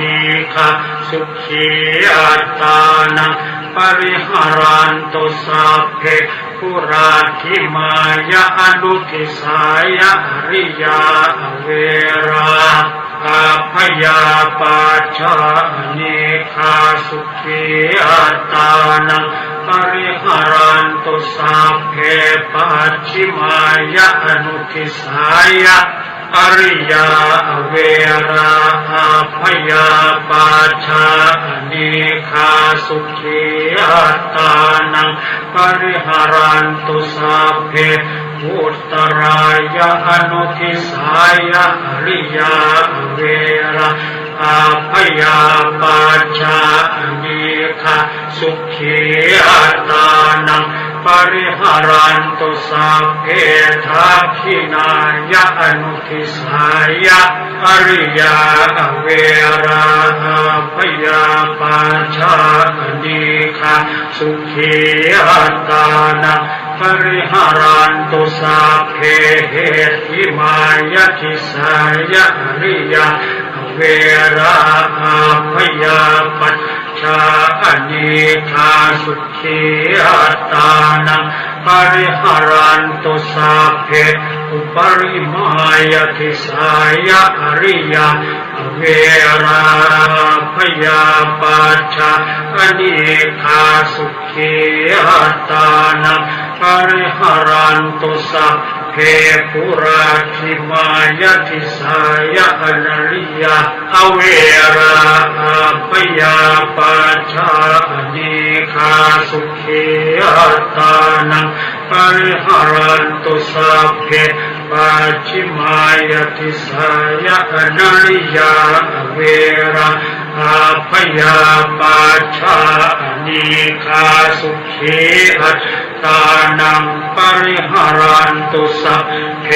อุตตรายะทิสายะอริยาอเว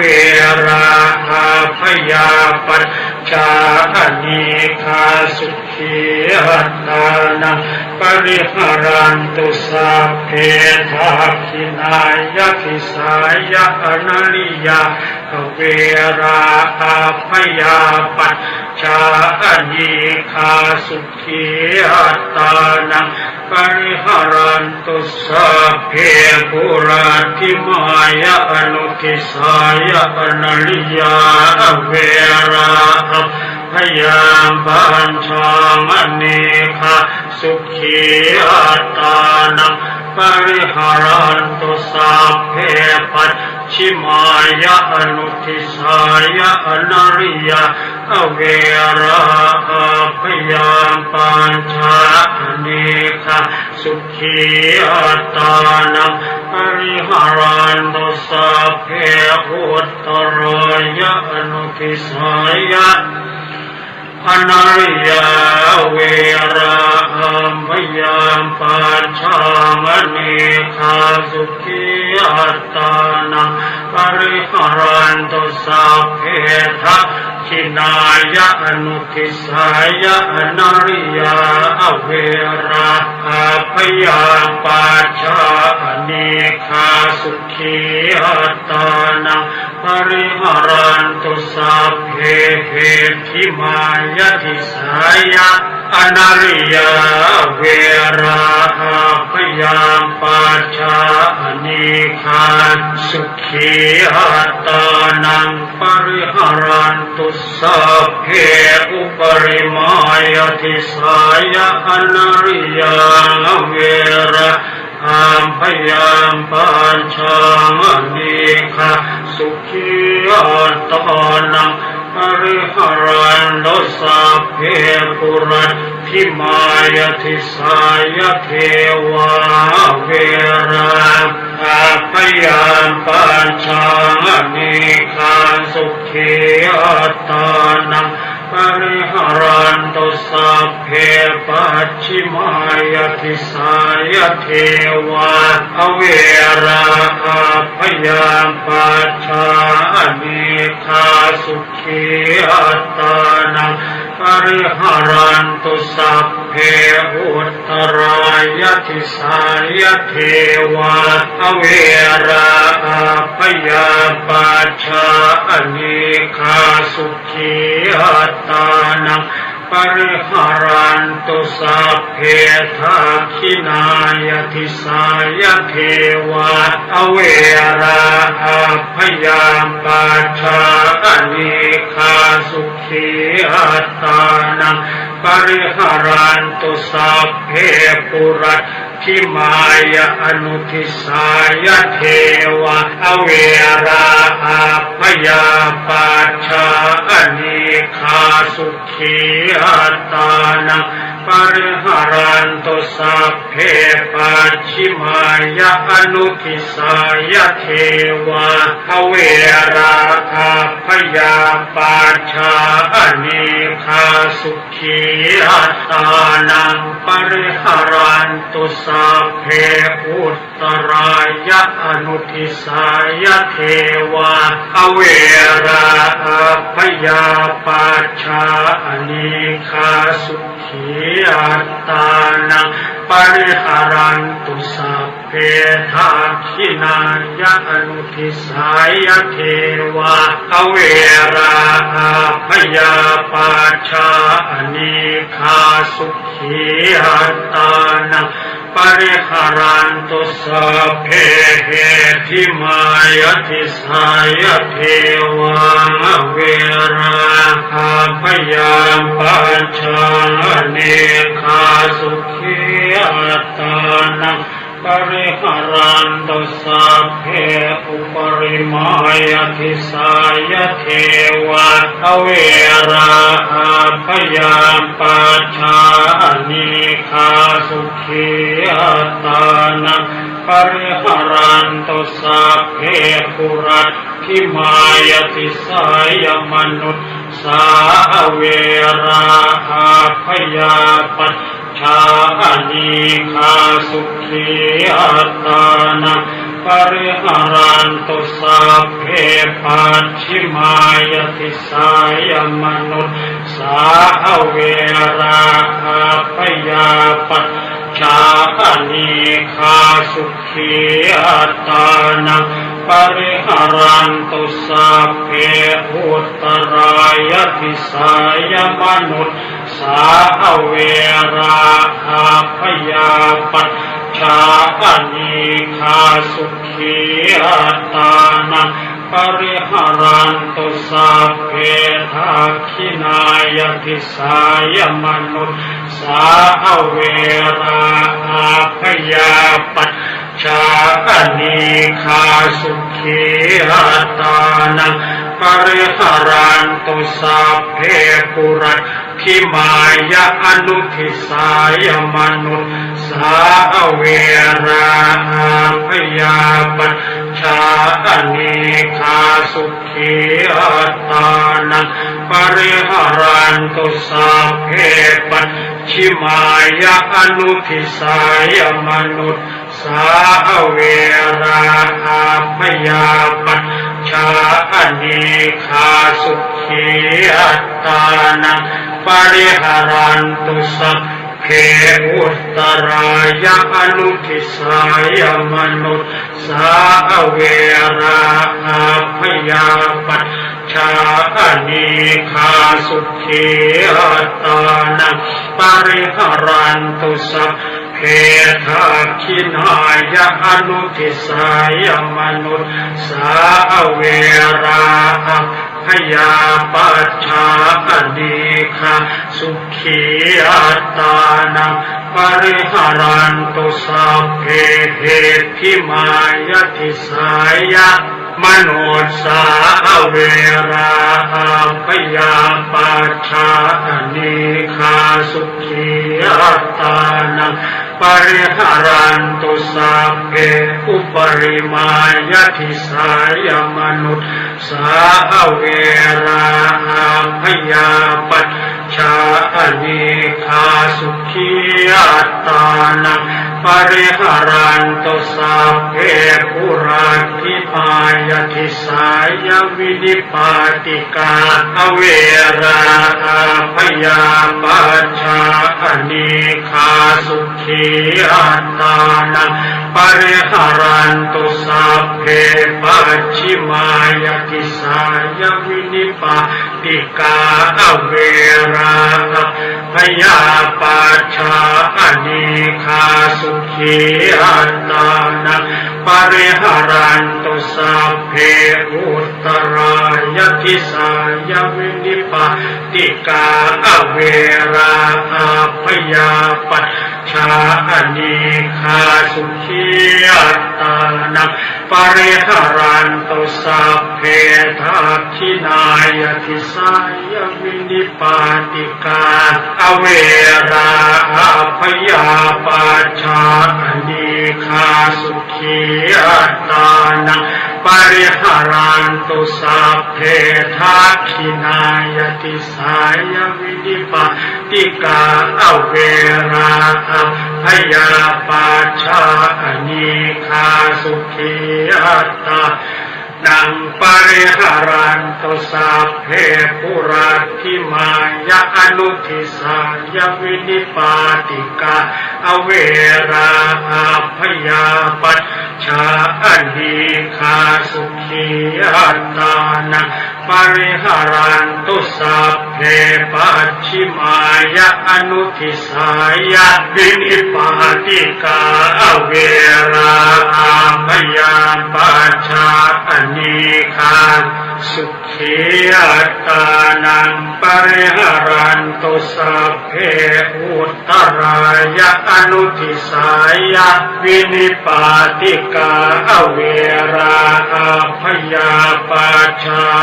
นิคาสุขีอัตตานังปริหารันตุสัพเพทักขินายะอนุทิสายวินิปาติกาเวราพยาปัจชานิคาสุขีอัตตานังปริหารันตุสัพเพเห ธิมายติสายวินิปาติกาอเวราอาพยาปาชาอเนคาสุขียตานังปริหารันตุสัพเพอุปริมายติสายวินิปาติกาอเวราอาพยาปัจจานิคาสุขียตานังปริหารันตุติอิเมหิทัสหาภาเลหิทิสาภารณะเมตตาเจโตวิมุตติสัพเพสังสัตตานังปีระนังวาเชตวะอภิระนายัปปคาตังวาเชตวะอนุปคาเตนะ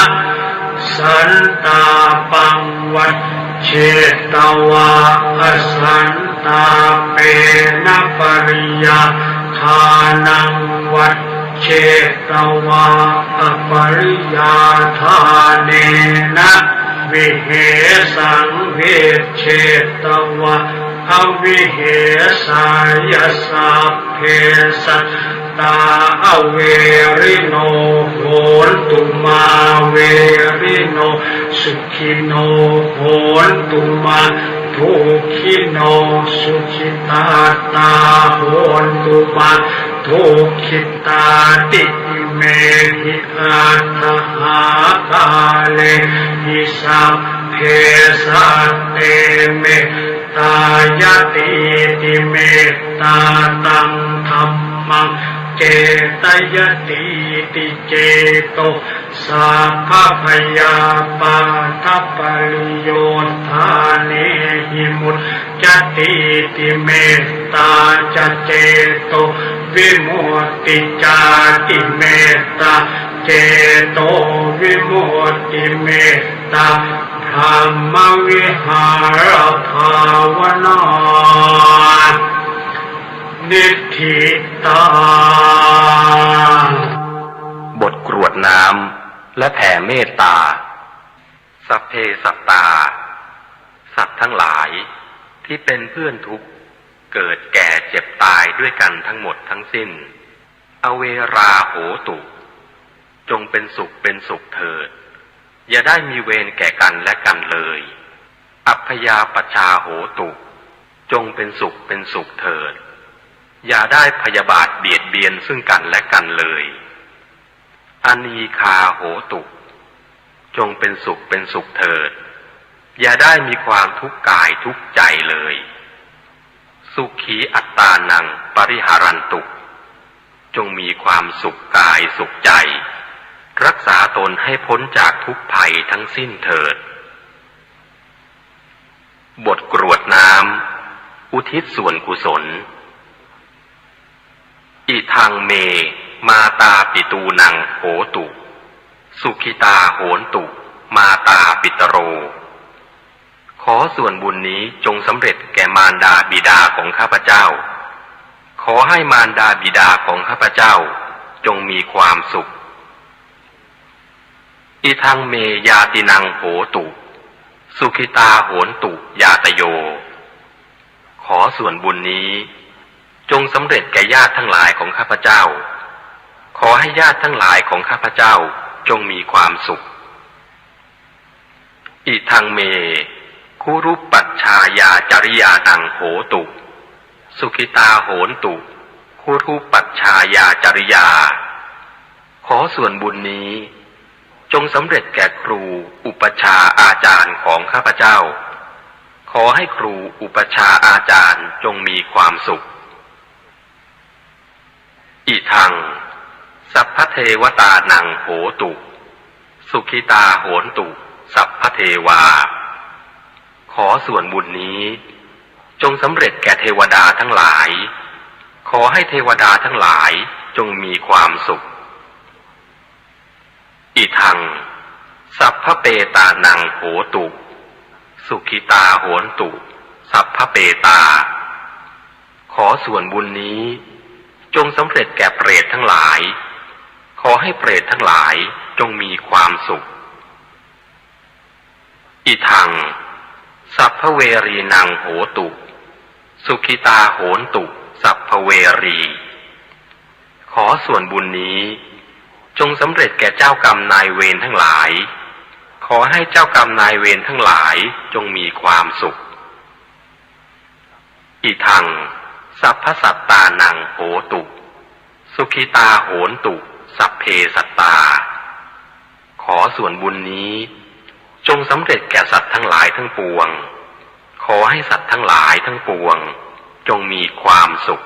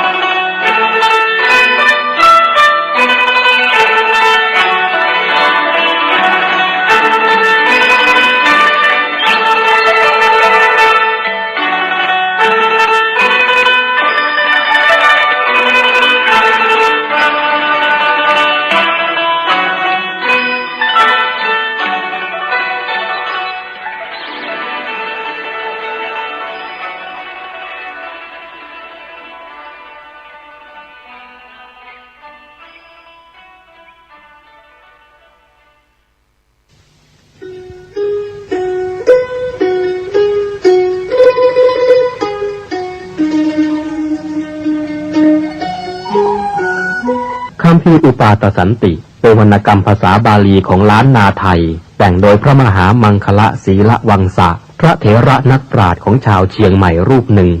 ในสมัยของพระเจ้าสิริธรรมจักรวรรดิลกราชาธิราชหรือพระเจ้าติโลกราชรัชกาลที่11แห่งราชวงศ์มังรายเป็นพระคาถาล้วนจำนวน271คาถาคัมภีร์นี้เป็นที่รู้จักกันแพร่หลายในหมู่ชนชาวล้านนามาแต่โบราณกาลทั้งพระสงฆ์สามเณรและชาวบ้านพากันสวดและฟังอุปาทสันติเพื่อกลับความร้ายให้กลายเป็นความดีมีคำเล่าว่าสมัยที่ท่านแต่งอุปาทสันตินั้นที่เชียงใหม่มีโจรผู้ร้ายและคนอันธพาลชุกชุมผิดปกติมีเหตุร้ายและสิ่งกระทบกระเทือนอยู่เสมอพระมหาเถระศีละวังสะจึงให้พระสงฆ์สามเณรและประชาชนพากันสวดและฟังอุปาทสันติเพื่อสงบเหตุร้ายทั้งมวลที่เกิดขึ้นในเมืองคณะสงฆ์วัดราชภาติการามกรุงเทพมหานครได้นำบทสวดอุปาทสันติคาถาสวดถวายแด่พระบาทสมเด็จพระเจ้าอยู่หัวภูมิพลอดุลยเดชมหาราชเนื่องในวโรกาสฉลองกาญจนาภิเษกเป็นครั้งแรกณเสนาสนะป่าสิริวัฒนวิสุทธิ์อำเภอท่าตะโกจังหวัดนครสวรรค์จึงขอเชิญชวนพุทธศาสนิกชนคนไทยทุกท่านได้ร่วมกันสวดพระคาถานี้ถวายเป็นราชสักการะบูชาแด่พระบาทสมเด็จพระเจ้าอยู่หัวในวโรกาสอันเป็นมหามงคลครั้งนี้และเพื่อยังความสุขสงบอันยิ่งใหญ่ให้แก่แผ่นดินเพื่อความสงบระงับจากภัยพิบัติทั้งปวงและเพื่อความเป็นสิริมงคลแก่ตนเองครอบครัวหมู่คณะชาวไทยและชาวโลกทั้งมวลสรัจฉังสะเสนังสะพันธุงนรินทางปริตตานุภาโวสทารักขตุติภริตวานเมตตังสเมตตาปทานตาอวิคิตจิตตาปริตตังพนันตุสักเขกาเมจรูเปคิริสิขารตเตจันตลิเควิมาเนทีเปรัตเทจะคาเมตรุวนาคาเนเคหวัตทุมให้เขตเตภูมิมาจายันตุเทวาชละทละวิสเมยักขกันทัต พนาคาติทันตาสันติเกยังมุนิวรวจนังสานทโวเมสุนันตุธรรมัสสวนกาโลยัมปทันตาธรรมัสสวนกาโลยัมปทันตาธรรมัสสวนกาโลยัมปทันตานะโมตัสสะภะคะวะโตอะระหะโตสัมมาสัมพุทธัสสะนะโมตัสสะภะคะวะโตอะระหะโตสัมมาสัมพุทธัส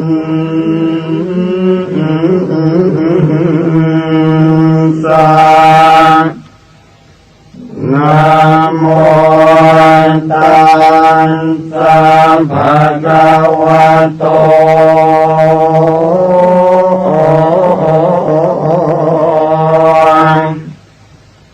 อะระหะโตสัมมา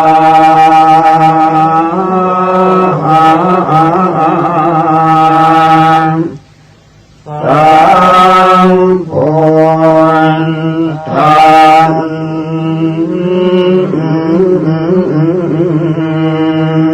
สะ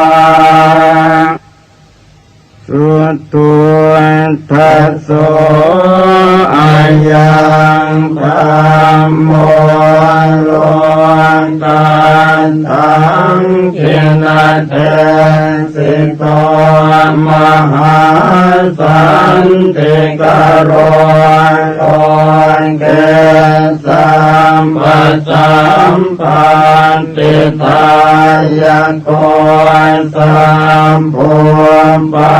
นตุปัสสมโนปุตตยังคณิวารโนอาการมันจุสมโนโสกโรกวินาสโนปราจังกัปมันตโนรัญโยวิจัยวันตโนสัมปันนิทหโรสันโต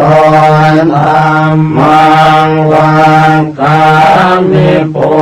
ตตะโตวันตุตยานสโยยันตสังวันเนติกุณโนตเมตันสตันตสุขาโรกายโสติโยโหติสัมปทาตันหังกโรมหาวิโรสัมปโลกานุกรรมปังโกวันตสังสารกรรมโนสัมปกรรมตโตสัทธาสัมภาภิกขุสัมภวินโทสัมปเทวะคารวตโมสัมปัสสวะคาริกิโนตตาโสทิงกโรตุโน วรรังธนาสัมปันโนเมตังกโรมหามุนิจุตินตโรมหาสิริสุวรรณกิริสันนิโพธิพรุปมหากายโยมหานาโทมหาพโลมหาการุณิโกสัทธามหาสันติกโรตุโนมหาโมหตมังหันตวายโยนาโทสรนังกโรเทวาเทวมนุสสานังโลกานันจะหิตังกโรพยามามปะภาภิรุจิตโตนิโครตปริมันทโลนิโครตปังกปิมโพนโทสัทธาโสทิงกโรตุโนอาสิติรตโนเพโตติปังกโรมหามุนิปปานิทาวเตตันสถาเนทวาทัสโยชเนวาสัตตะสหัสสานิตตวานโนเกวินายโกโลกาโลกัสโรสันทาสัทธาโสติงกโรตุโนอัฏฐาสิติหันตุเปโต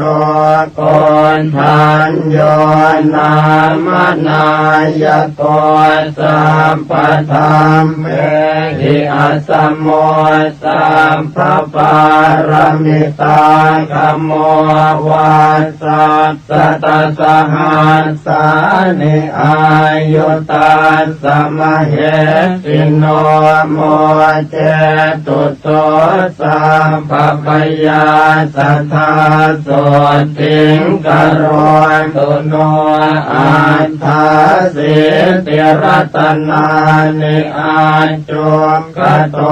จุตินทโรมันกโลนามาสัมพุทโธนาวติสหัสสายุโกจัปปันนรังสิโยทัสสะหัสสะโลกธาตุโยภรันตาตาสัจจาแทนติเอสะโสทิงกโรตุโนนาวติรตโนเปโตสุมโนนามนายโกกัญจนาจรสังกาโส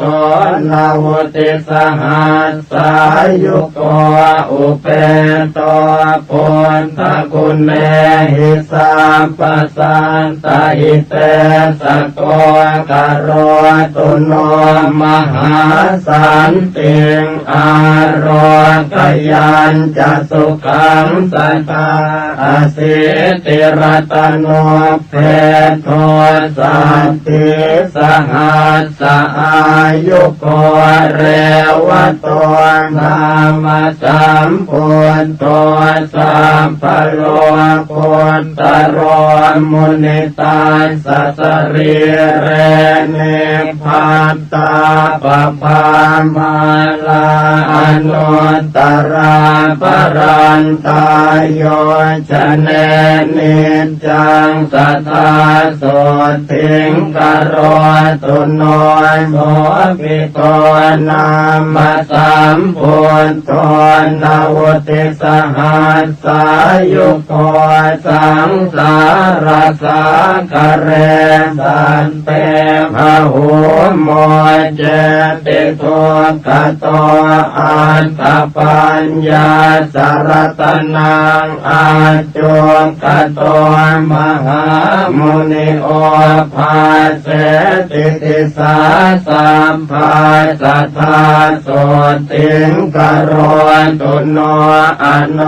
มัทาสิสามโพนโตเตชันสิ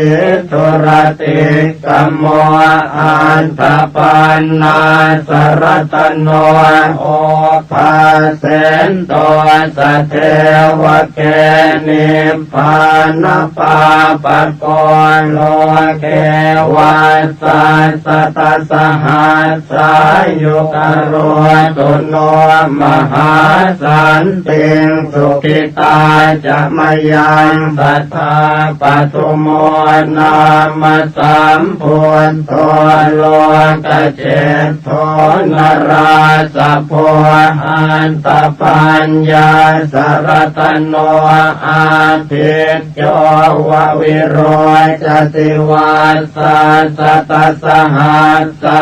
นิอายุตัสสะมเหสิโนโสปิปุณโตการุณิโกสัทธาโสติงกโรตุโนอัตถาสิติรตโนเปโทนารโทสัมปตามโตนิรันตรังติวาราติงโยชนังปรเตปภานาวติวาสสหัสสานิทัตวาโลเกวินายโกโมเจติตุกโตสัตเตโสปิสุติงกโรตุโนอัตตปันนาสรตโนปตุโมตโรมหามุนิตาสัพพกติการังสิปรันติทวาตัสโยชเนวัสสัสตสหัสสานิทัตวาโลเกมตันตโทโมเจติพันธนาสัตเตโสปิปาเลตุโนสัทธาอัตถาสิติรัตนานิอาจุขโตมหามุนิสุเมโทนามสัมพุทโธนวุติสหัสสายุโกตัสสะปาตติการังสิปรันติโยชนังสัทธาปาเลตุโนสัทธาพุทโธปเยหิวิวิเทหิจปัญญาสรตโนเพโทสุชาโตนามนายโกเหมวันโนมหาเวโรมหาธรรมวิโนตโนนาวติวาสสหัสสานิอายุตัสสะมเหสิโนโสปิปุณโตการุณิโกสัทธาโสติงกโรตุโนอาสิติรตโนเพโทปิยทัสสิมหามุนินาวุติวาสสหัสสานิทัตวาโลกาคณายโกโสปิสัพพคุณโนเปโตสัมปโลกสุขัมปโตสัมปโตสังวินาเสนโตสัพพังโสติงกโรตุโนอาสิติรัตโนเปโทอันตตาสินราสะโพวาสัสตสหัสสานิโลเกอันทาสินายโกตัสสะปาคติการังสิปรันติโยชนังสัทธานิรันตรังทิวาราติงนาโทโสติงกโรตุโนธรรมทัสสิจะสัมพุทโธอสิติหัตถโมคขโตอติโรจติเตเจนะสะเทวาสุรมานุเส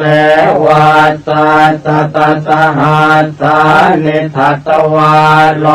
เกมหายโสสัมปสันเตปโมเจติพยารา คตุโนสัทธาสิทธาโทนามาสัมพุทโธสัตติรัตนโมคโตติภเวโสติชนะโกสัตตาสหัสสะอายุโกสังสารสังขราโลเกสันตาเรตวาสเทวเกนิพพาเปติจโสสันตาสัทธาโสติงกโรตุโนสัตติรัตนโมเปโตติโสโรกัปปนายโกอนุปโมอัสสทิโสอตุโลอุตตโมชิโนวาสัสตตหัสสานิอายุตัสสะมะเหสิโนอาโรกยัญจะมหาสุขังโหตุโนตัสสะเตจะสาอัตตปันนาสรตโนปุตโตโลกากนายโกจะนำผู้จังวิโรเทนตัวนิพพาเป็นตัวสัตเทวเกณวุติวาสสหัสสานิตตวานโลเกมหายโสอุตตรันโตปะหุสัตเตสัทธาโสติงกโรตุโนอสิติรัตโนเปโตวิปัสสิโลกนายโกปภานิทาวเตตาสัสมันตาสัตตโยชเนโสปิเทวมโนสนังพันธนาปริโมจลิอสิติสหัสสายุโกนาโทโสติงกโรตุโนสัตตติหัตถโมเปโทสิกินาเมสนายโกปภานิทาวเตตาสัสมันตาโยชนาตเยโสปิอตุลโยสัมพุทโธสัตตติสหัสสายุโกกโรตุโนมหาสันติงสุขิตาจะมยังสัทธาเวสสภูนามาสัมพุทโธเหมรูปสมุปโมสันติรัตนโมเปโทสันติจะสหัสสายุโกพระมเทวมโนเสหินาคาสุรติเชหิวาปุจิโตปิสัทธานาโทสัทธาโสติงกโรตุโนตาลิสรตโนเปโตกกุสันโตมหามุนิตาสกายานิจรันติปภาตวาตสโยชเนจัตตาลิสสหัสสานิตาสอายุอนุตตโรกโรตุโสสัทธานาโทอายุงสุขังพลัญจโนโกนาคมนาสามพุทโธติงสหัสสะสมุขโตติงสวาสสหัสสานิอายุตัสสะมเหสิโนธรรมามเตนะตาเปตาเทวสังฆังสุราลเยมหิตะเลจะชนะตังตถาโสติงกโรตุโนกัสสะโปนามาสัมพุทโธธรรมราชาปปังกโรเวสติหัตถโมเปโตเวสัสหัสสอายุโกอนุปโมสมสโมเทวสันทาอนุตต โรตุโนมหาสันติงคารโรกยัญจะจยังสัทธาอัฏฐารสหัสโทเพโทโคตโมสักขยวาตโนสัพพัญโยสัพพติลโกสัพพโลกสุขาปโทสัมพุทโธสัมปธัมมานังปะเกหิภากยวายุโตวิชชาจรณะสัมปันโนโสตยาโรกยังตถาตุโนอัมปาติตาจะสัมพุทธาอเนกสัตตโกติโยสัพพโลกมพิญญายสัมปสันตานุกรรมปิโนสัพพเว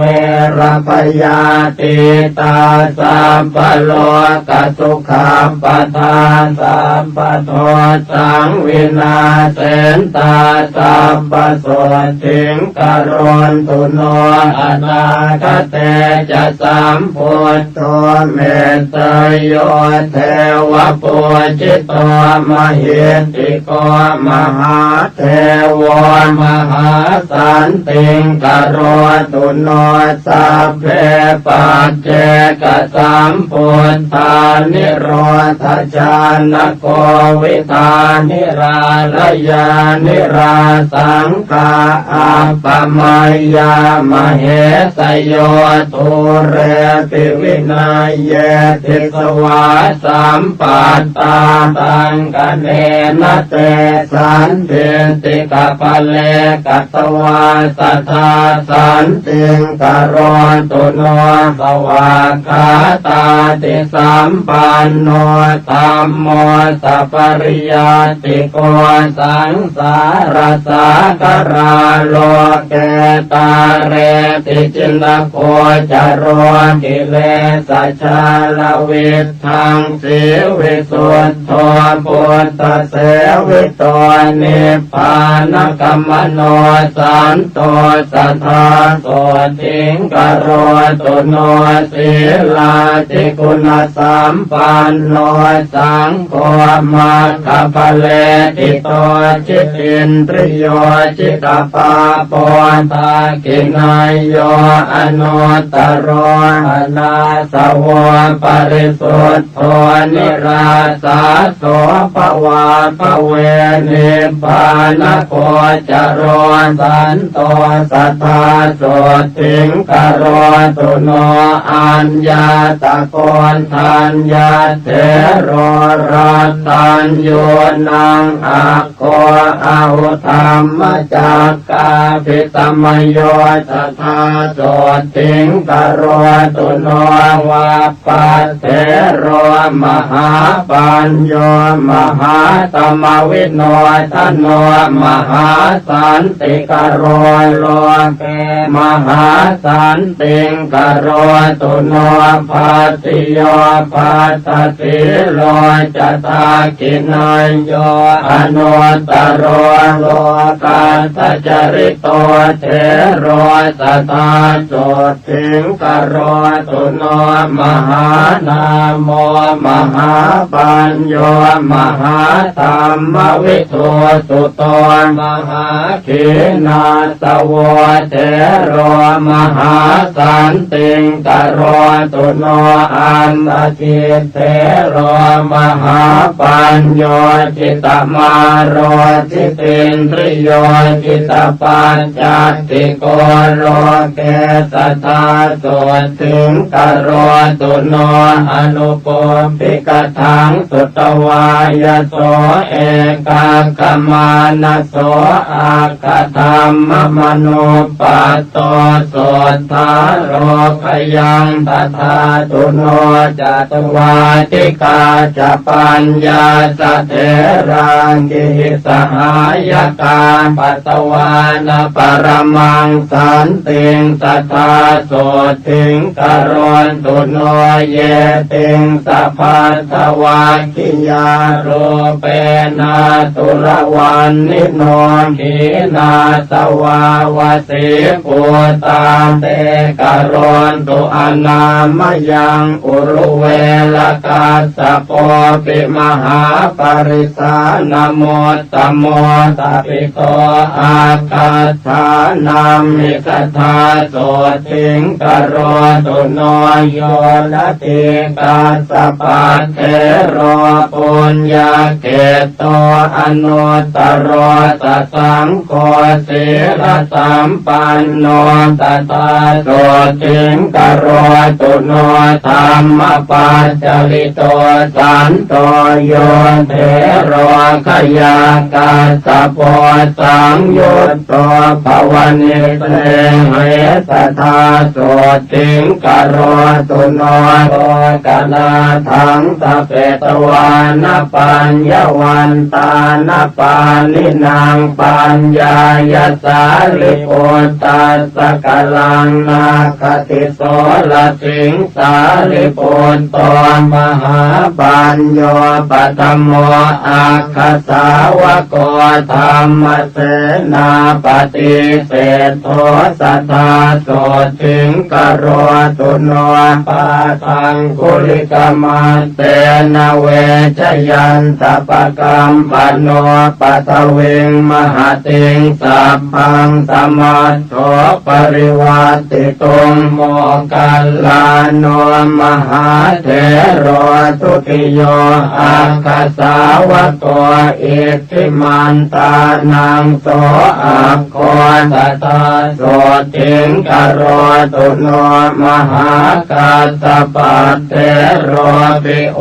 ตัสสะตนาการนิโพตุตะกุณากานิกิตโตตติโยสัตตุสาวกอรัญญวาสาปิระโตปังสุโกรตโรมุนิสุขตัสสะสนตโรสัทธาโสติงกโรตุโน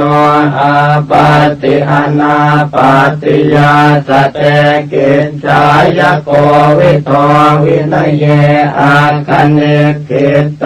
อุปาลิสัตตุวันนิโตวินัยเยปารมิปัตโตวินัยโคจโรมุนิกโรตุโนมหาสันติงโสทยาโร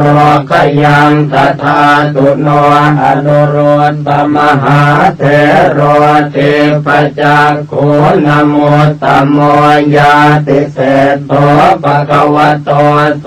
ทยาโรขยังตถาตุโนโอจากุริกานังอาโคปติโยสุสมาหิโตกาลิโกทายาปุตโตจัตตาโสติงกโรตุโนอานันโตปุตตุปัฏฐาโกสังกิติสาตุสัมมโตปะหุสุโตธัมมตโรสัทธาโสติงกโรตุโนกิมิโลสิริสัมปันโนมหาสุขสมาปิโตมหาขีนาสโวจาโตมหาสันติงกโรตุโนครุวาสังวสิตวานปัสสันโนพุทธศาสเนภคุจารหัตังปัตโตสัทธาโสติงกโรตุโนกุลัมปัสสะทัชนะโกกาลุทายเยมหิติโกเอตตังคาติโตเทโรสัทธาโสติงกโรตุโนเตโตธรรมกติกานังเกณนางเวทานปารโกปุณโนมันตานิยาปุตโตเทโรโสติงกโรตุโนปารทวาโจมหาเถโรสิหนาธานโมตโมทัพพิโตอาคาธานามิส สัทธาโสติงกโรตุโนสังเกตปาติกมัจฉังเวทาเรนวิชานโกตัจจาโนภวนิสเนโหเทโรโสติงกโรตุโนละกุณตปาติโยเทโรมันจุสรานโมตโมตปิโตอาคาธานัมหิตถาโสติงกโรตุโนอรณวิหารินังอาโคทากินายโยอนุตตโรสุโพธิพุทธธรรมโนเตโรโสติงกโรตุโนอรัญญวาสินังอาโคเรวโตคติรวนิโยวิเวกาภิรโตเทโรสัทธาโสติงกโรตุโนยายีนังอุตตโมเทโรกังขาเรวตนามโกสมาธิญาณกุสโลสัทธาโสติงกโรตุโนโสโนจักโกเลวิโสปิอารัตวิริยานโมตโมปหิตันโตสัทธาเทโรโสติงปาสุงกโรตุโนกัลยาณวากรณานังโสโนกุติกันโนปิจาโคติวันมิโตเทโรโสติงปาสุงกโรตุโนลาภินโมตโมเทโรสิวลิอิสิวิสุตนโสรโตปัญจยาติมิสัทธาโสติงกโรตุโนสัทธาทิโมตานังอาโควังกะลิอิตินามโกปาโมจะปะหุโรเทโรสัทธาโสติงกโรตุโนราหุโรปุถะปุตโตปิเขงคาตามานโมตโมทายาโทสัพพธรรมเมสุมหาสันติงกโรตุโนสัทธายาปาปจิตวานรัตถปาโลปรังกมิเอตทังเขติโตเยวสัทธาโสติงกโรตุโนกุณฑทาโนมหาเถโรสลากังปัตมังคโตตติโต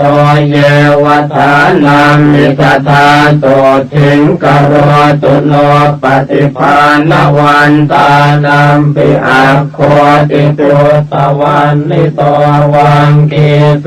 อรหาเศธโธสัทธาโสติงกโรตุโนสมันตปาสาธิกานังอาคาธานัมหิตปิโตอุปเสโนวังคันตปุตโตสัทธาโสติงกโรตุโนทัพโตมันละปุตโตเทโรเสนาสนปัญญาปโกทปิโตอาคาธานัมมิสัทธาโสติงกโรตุโนปิลินทวันจะสมโนเทวตานังปิโยอาหุทปิโตอาคาธานัมมิโสทยานโลกยังตถาตุโนภาหิโยทารุกิริโยขิปปาปิญญาณโมตโมตโรตุโนมหาสันติงอาโรคยัญจะชยังสัทธากุมารกัสสปะเทโร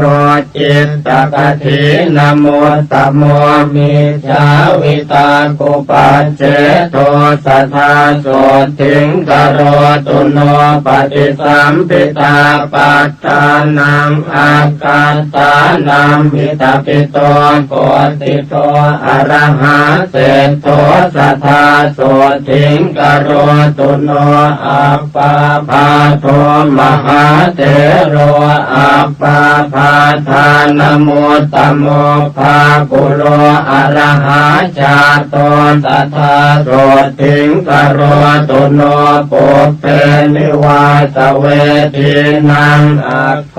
ติพุทธวันนิโตโสปิโตนามโสเทโรสัทธาโสติงกโร ตุโนมหากัปปินัสเถโรปิภิกขุโอวาทโกอาหุกุสโลโอวาททานเนตถาโสติงกโรตุโนภิกขุโนวาทกานาโคนันทโกอิติวิสุโตปาเลตุโนตถาเถโรโสทิงภาสุงกโรตุโนอินทริเยสุพุตตตวารโรอาคาธาเนติโตอาหุนันทันเถโรวสิปัตโตสัทธาโสทิงกโรตุโนเตโชธาตุกุสลานังอาคาธานังมิทาปิโตสาคโตนามโสเถโรโสทิงภาสุงกโรตุโนสัญญาวิวัตกุสโลปทานโนภาวนารโตโพธสิโสมหาปันโท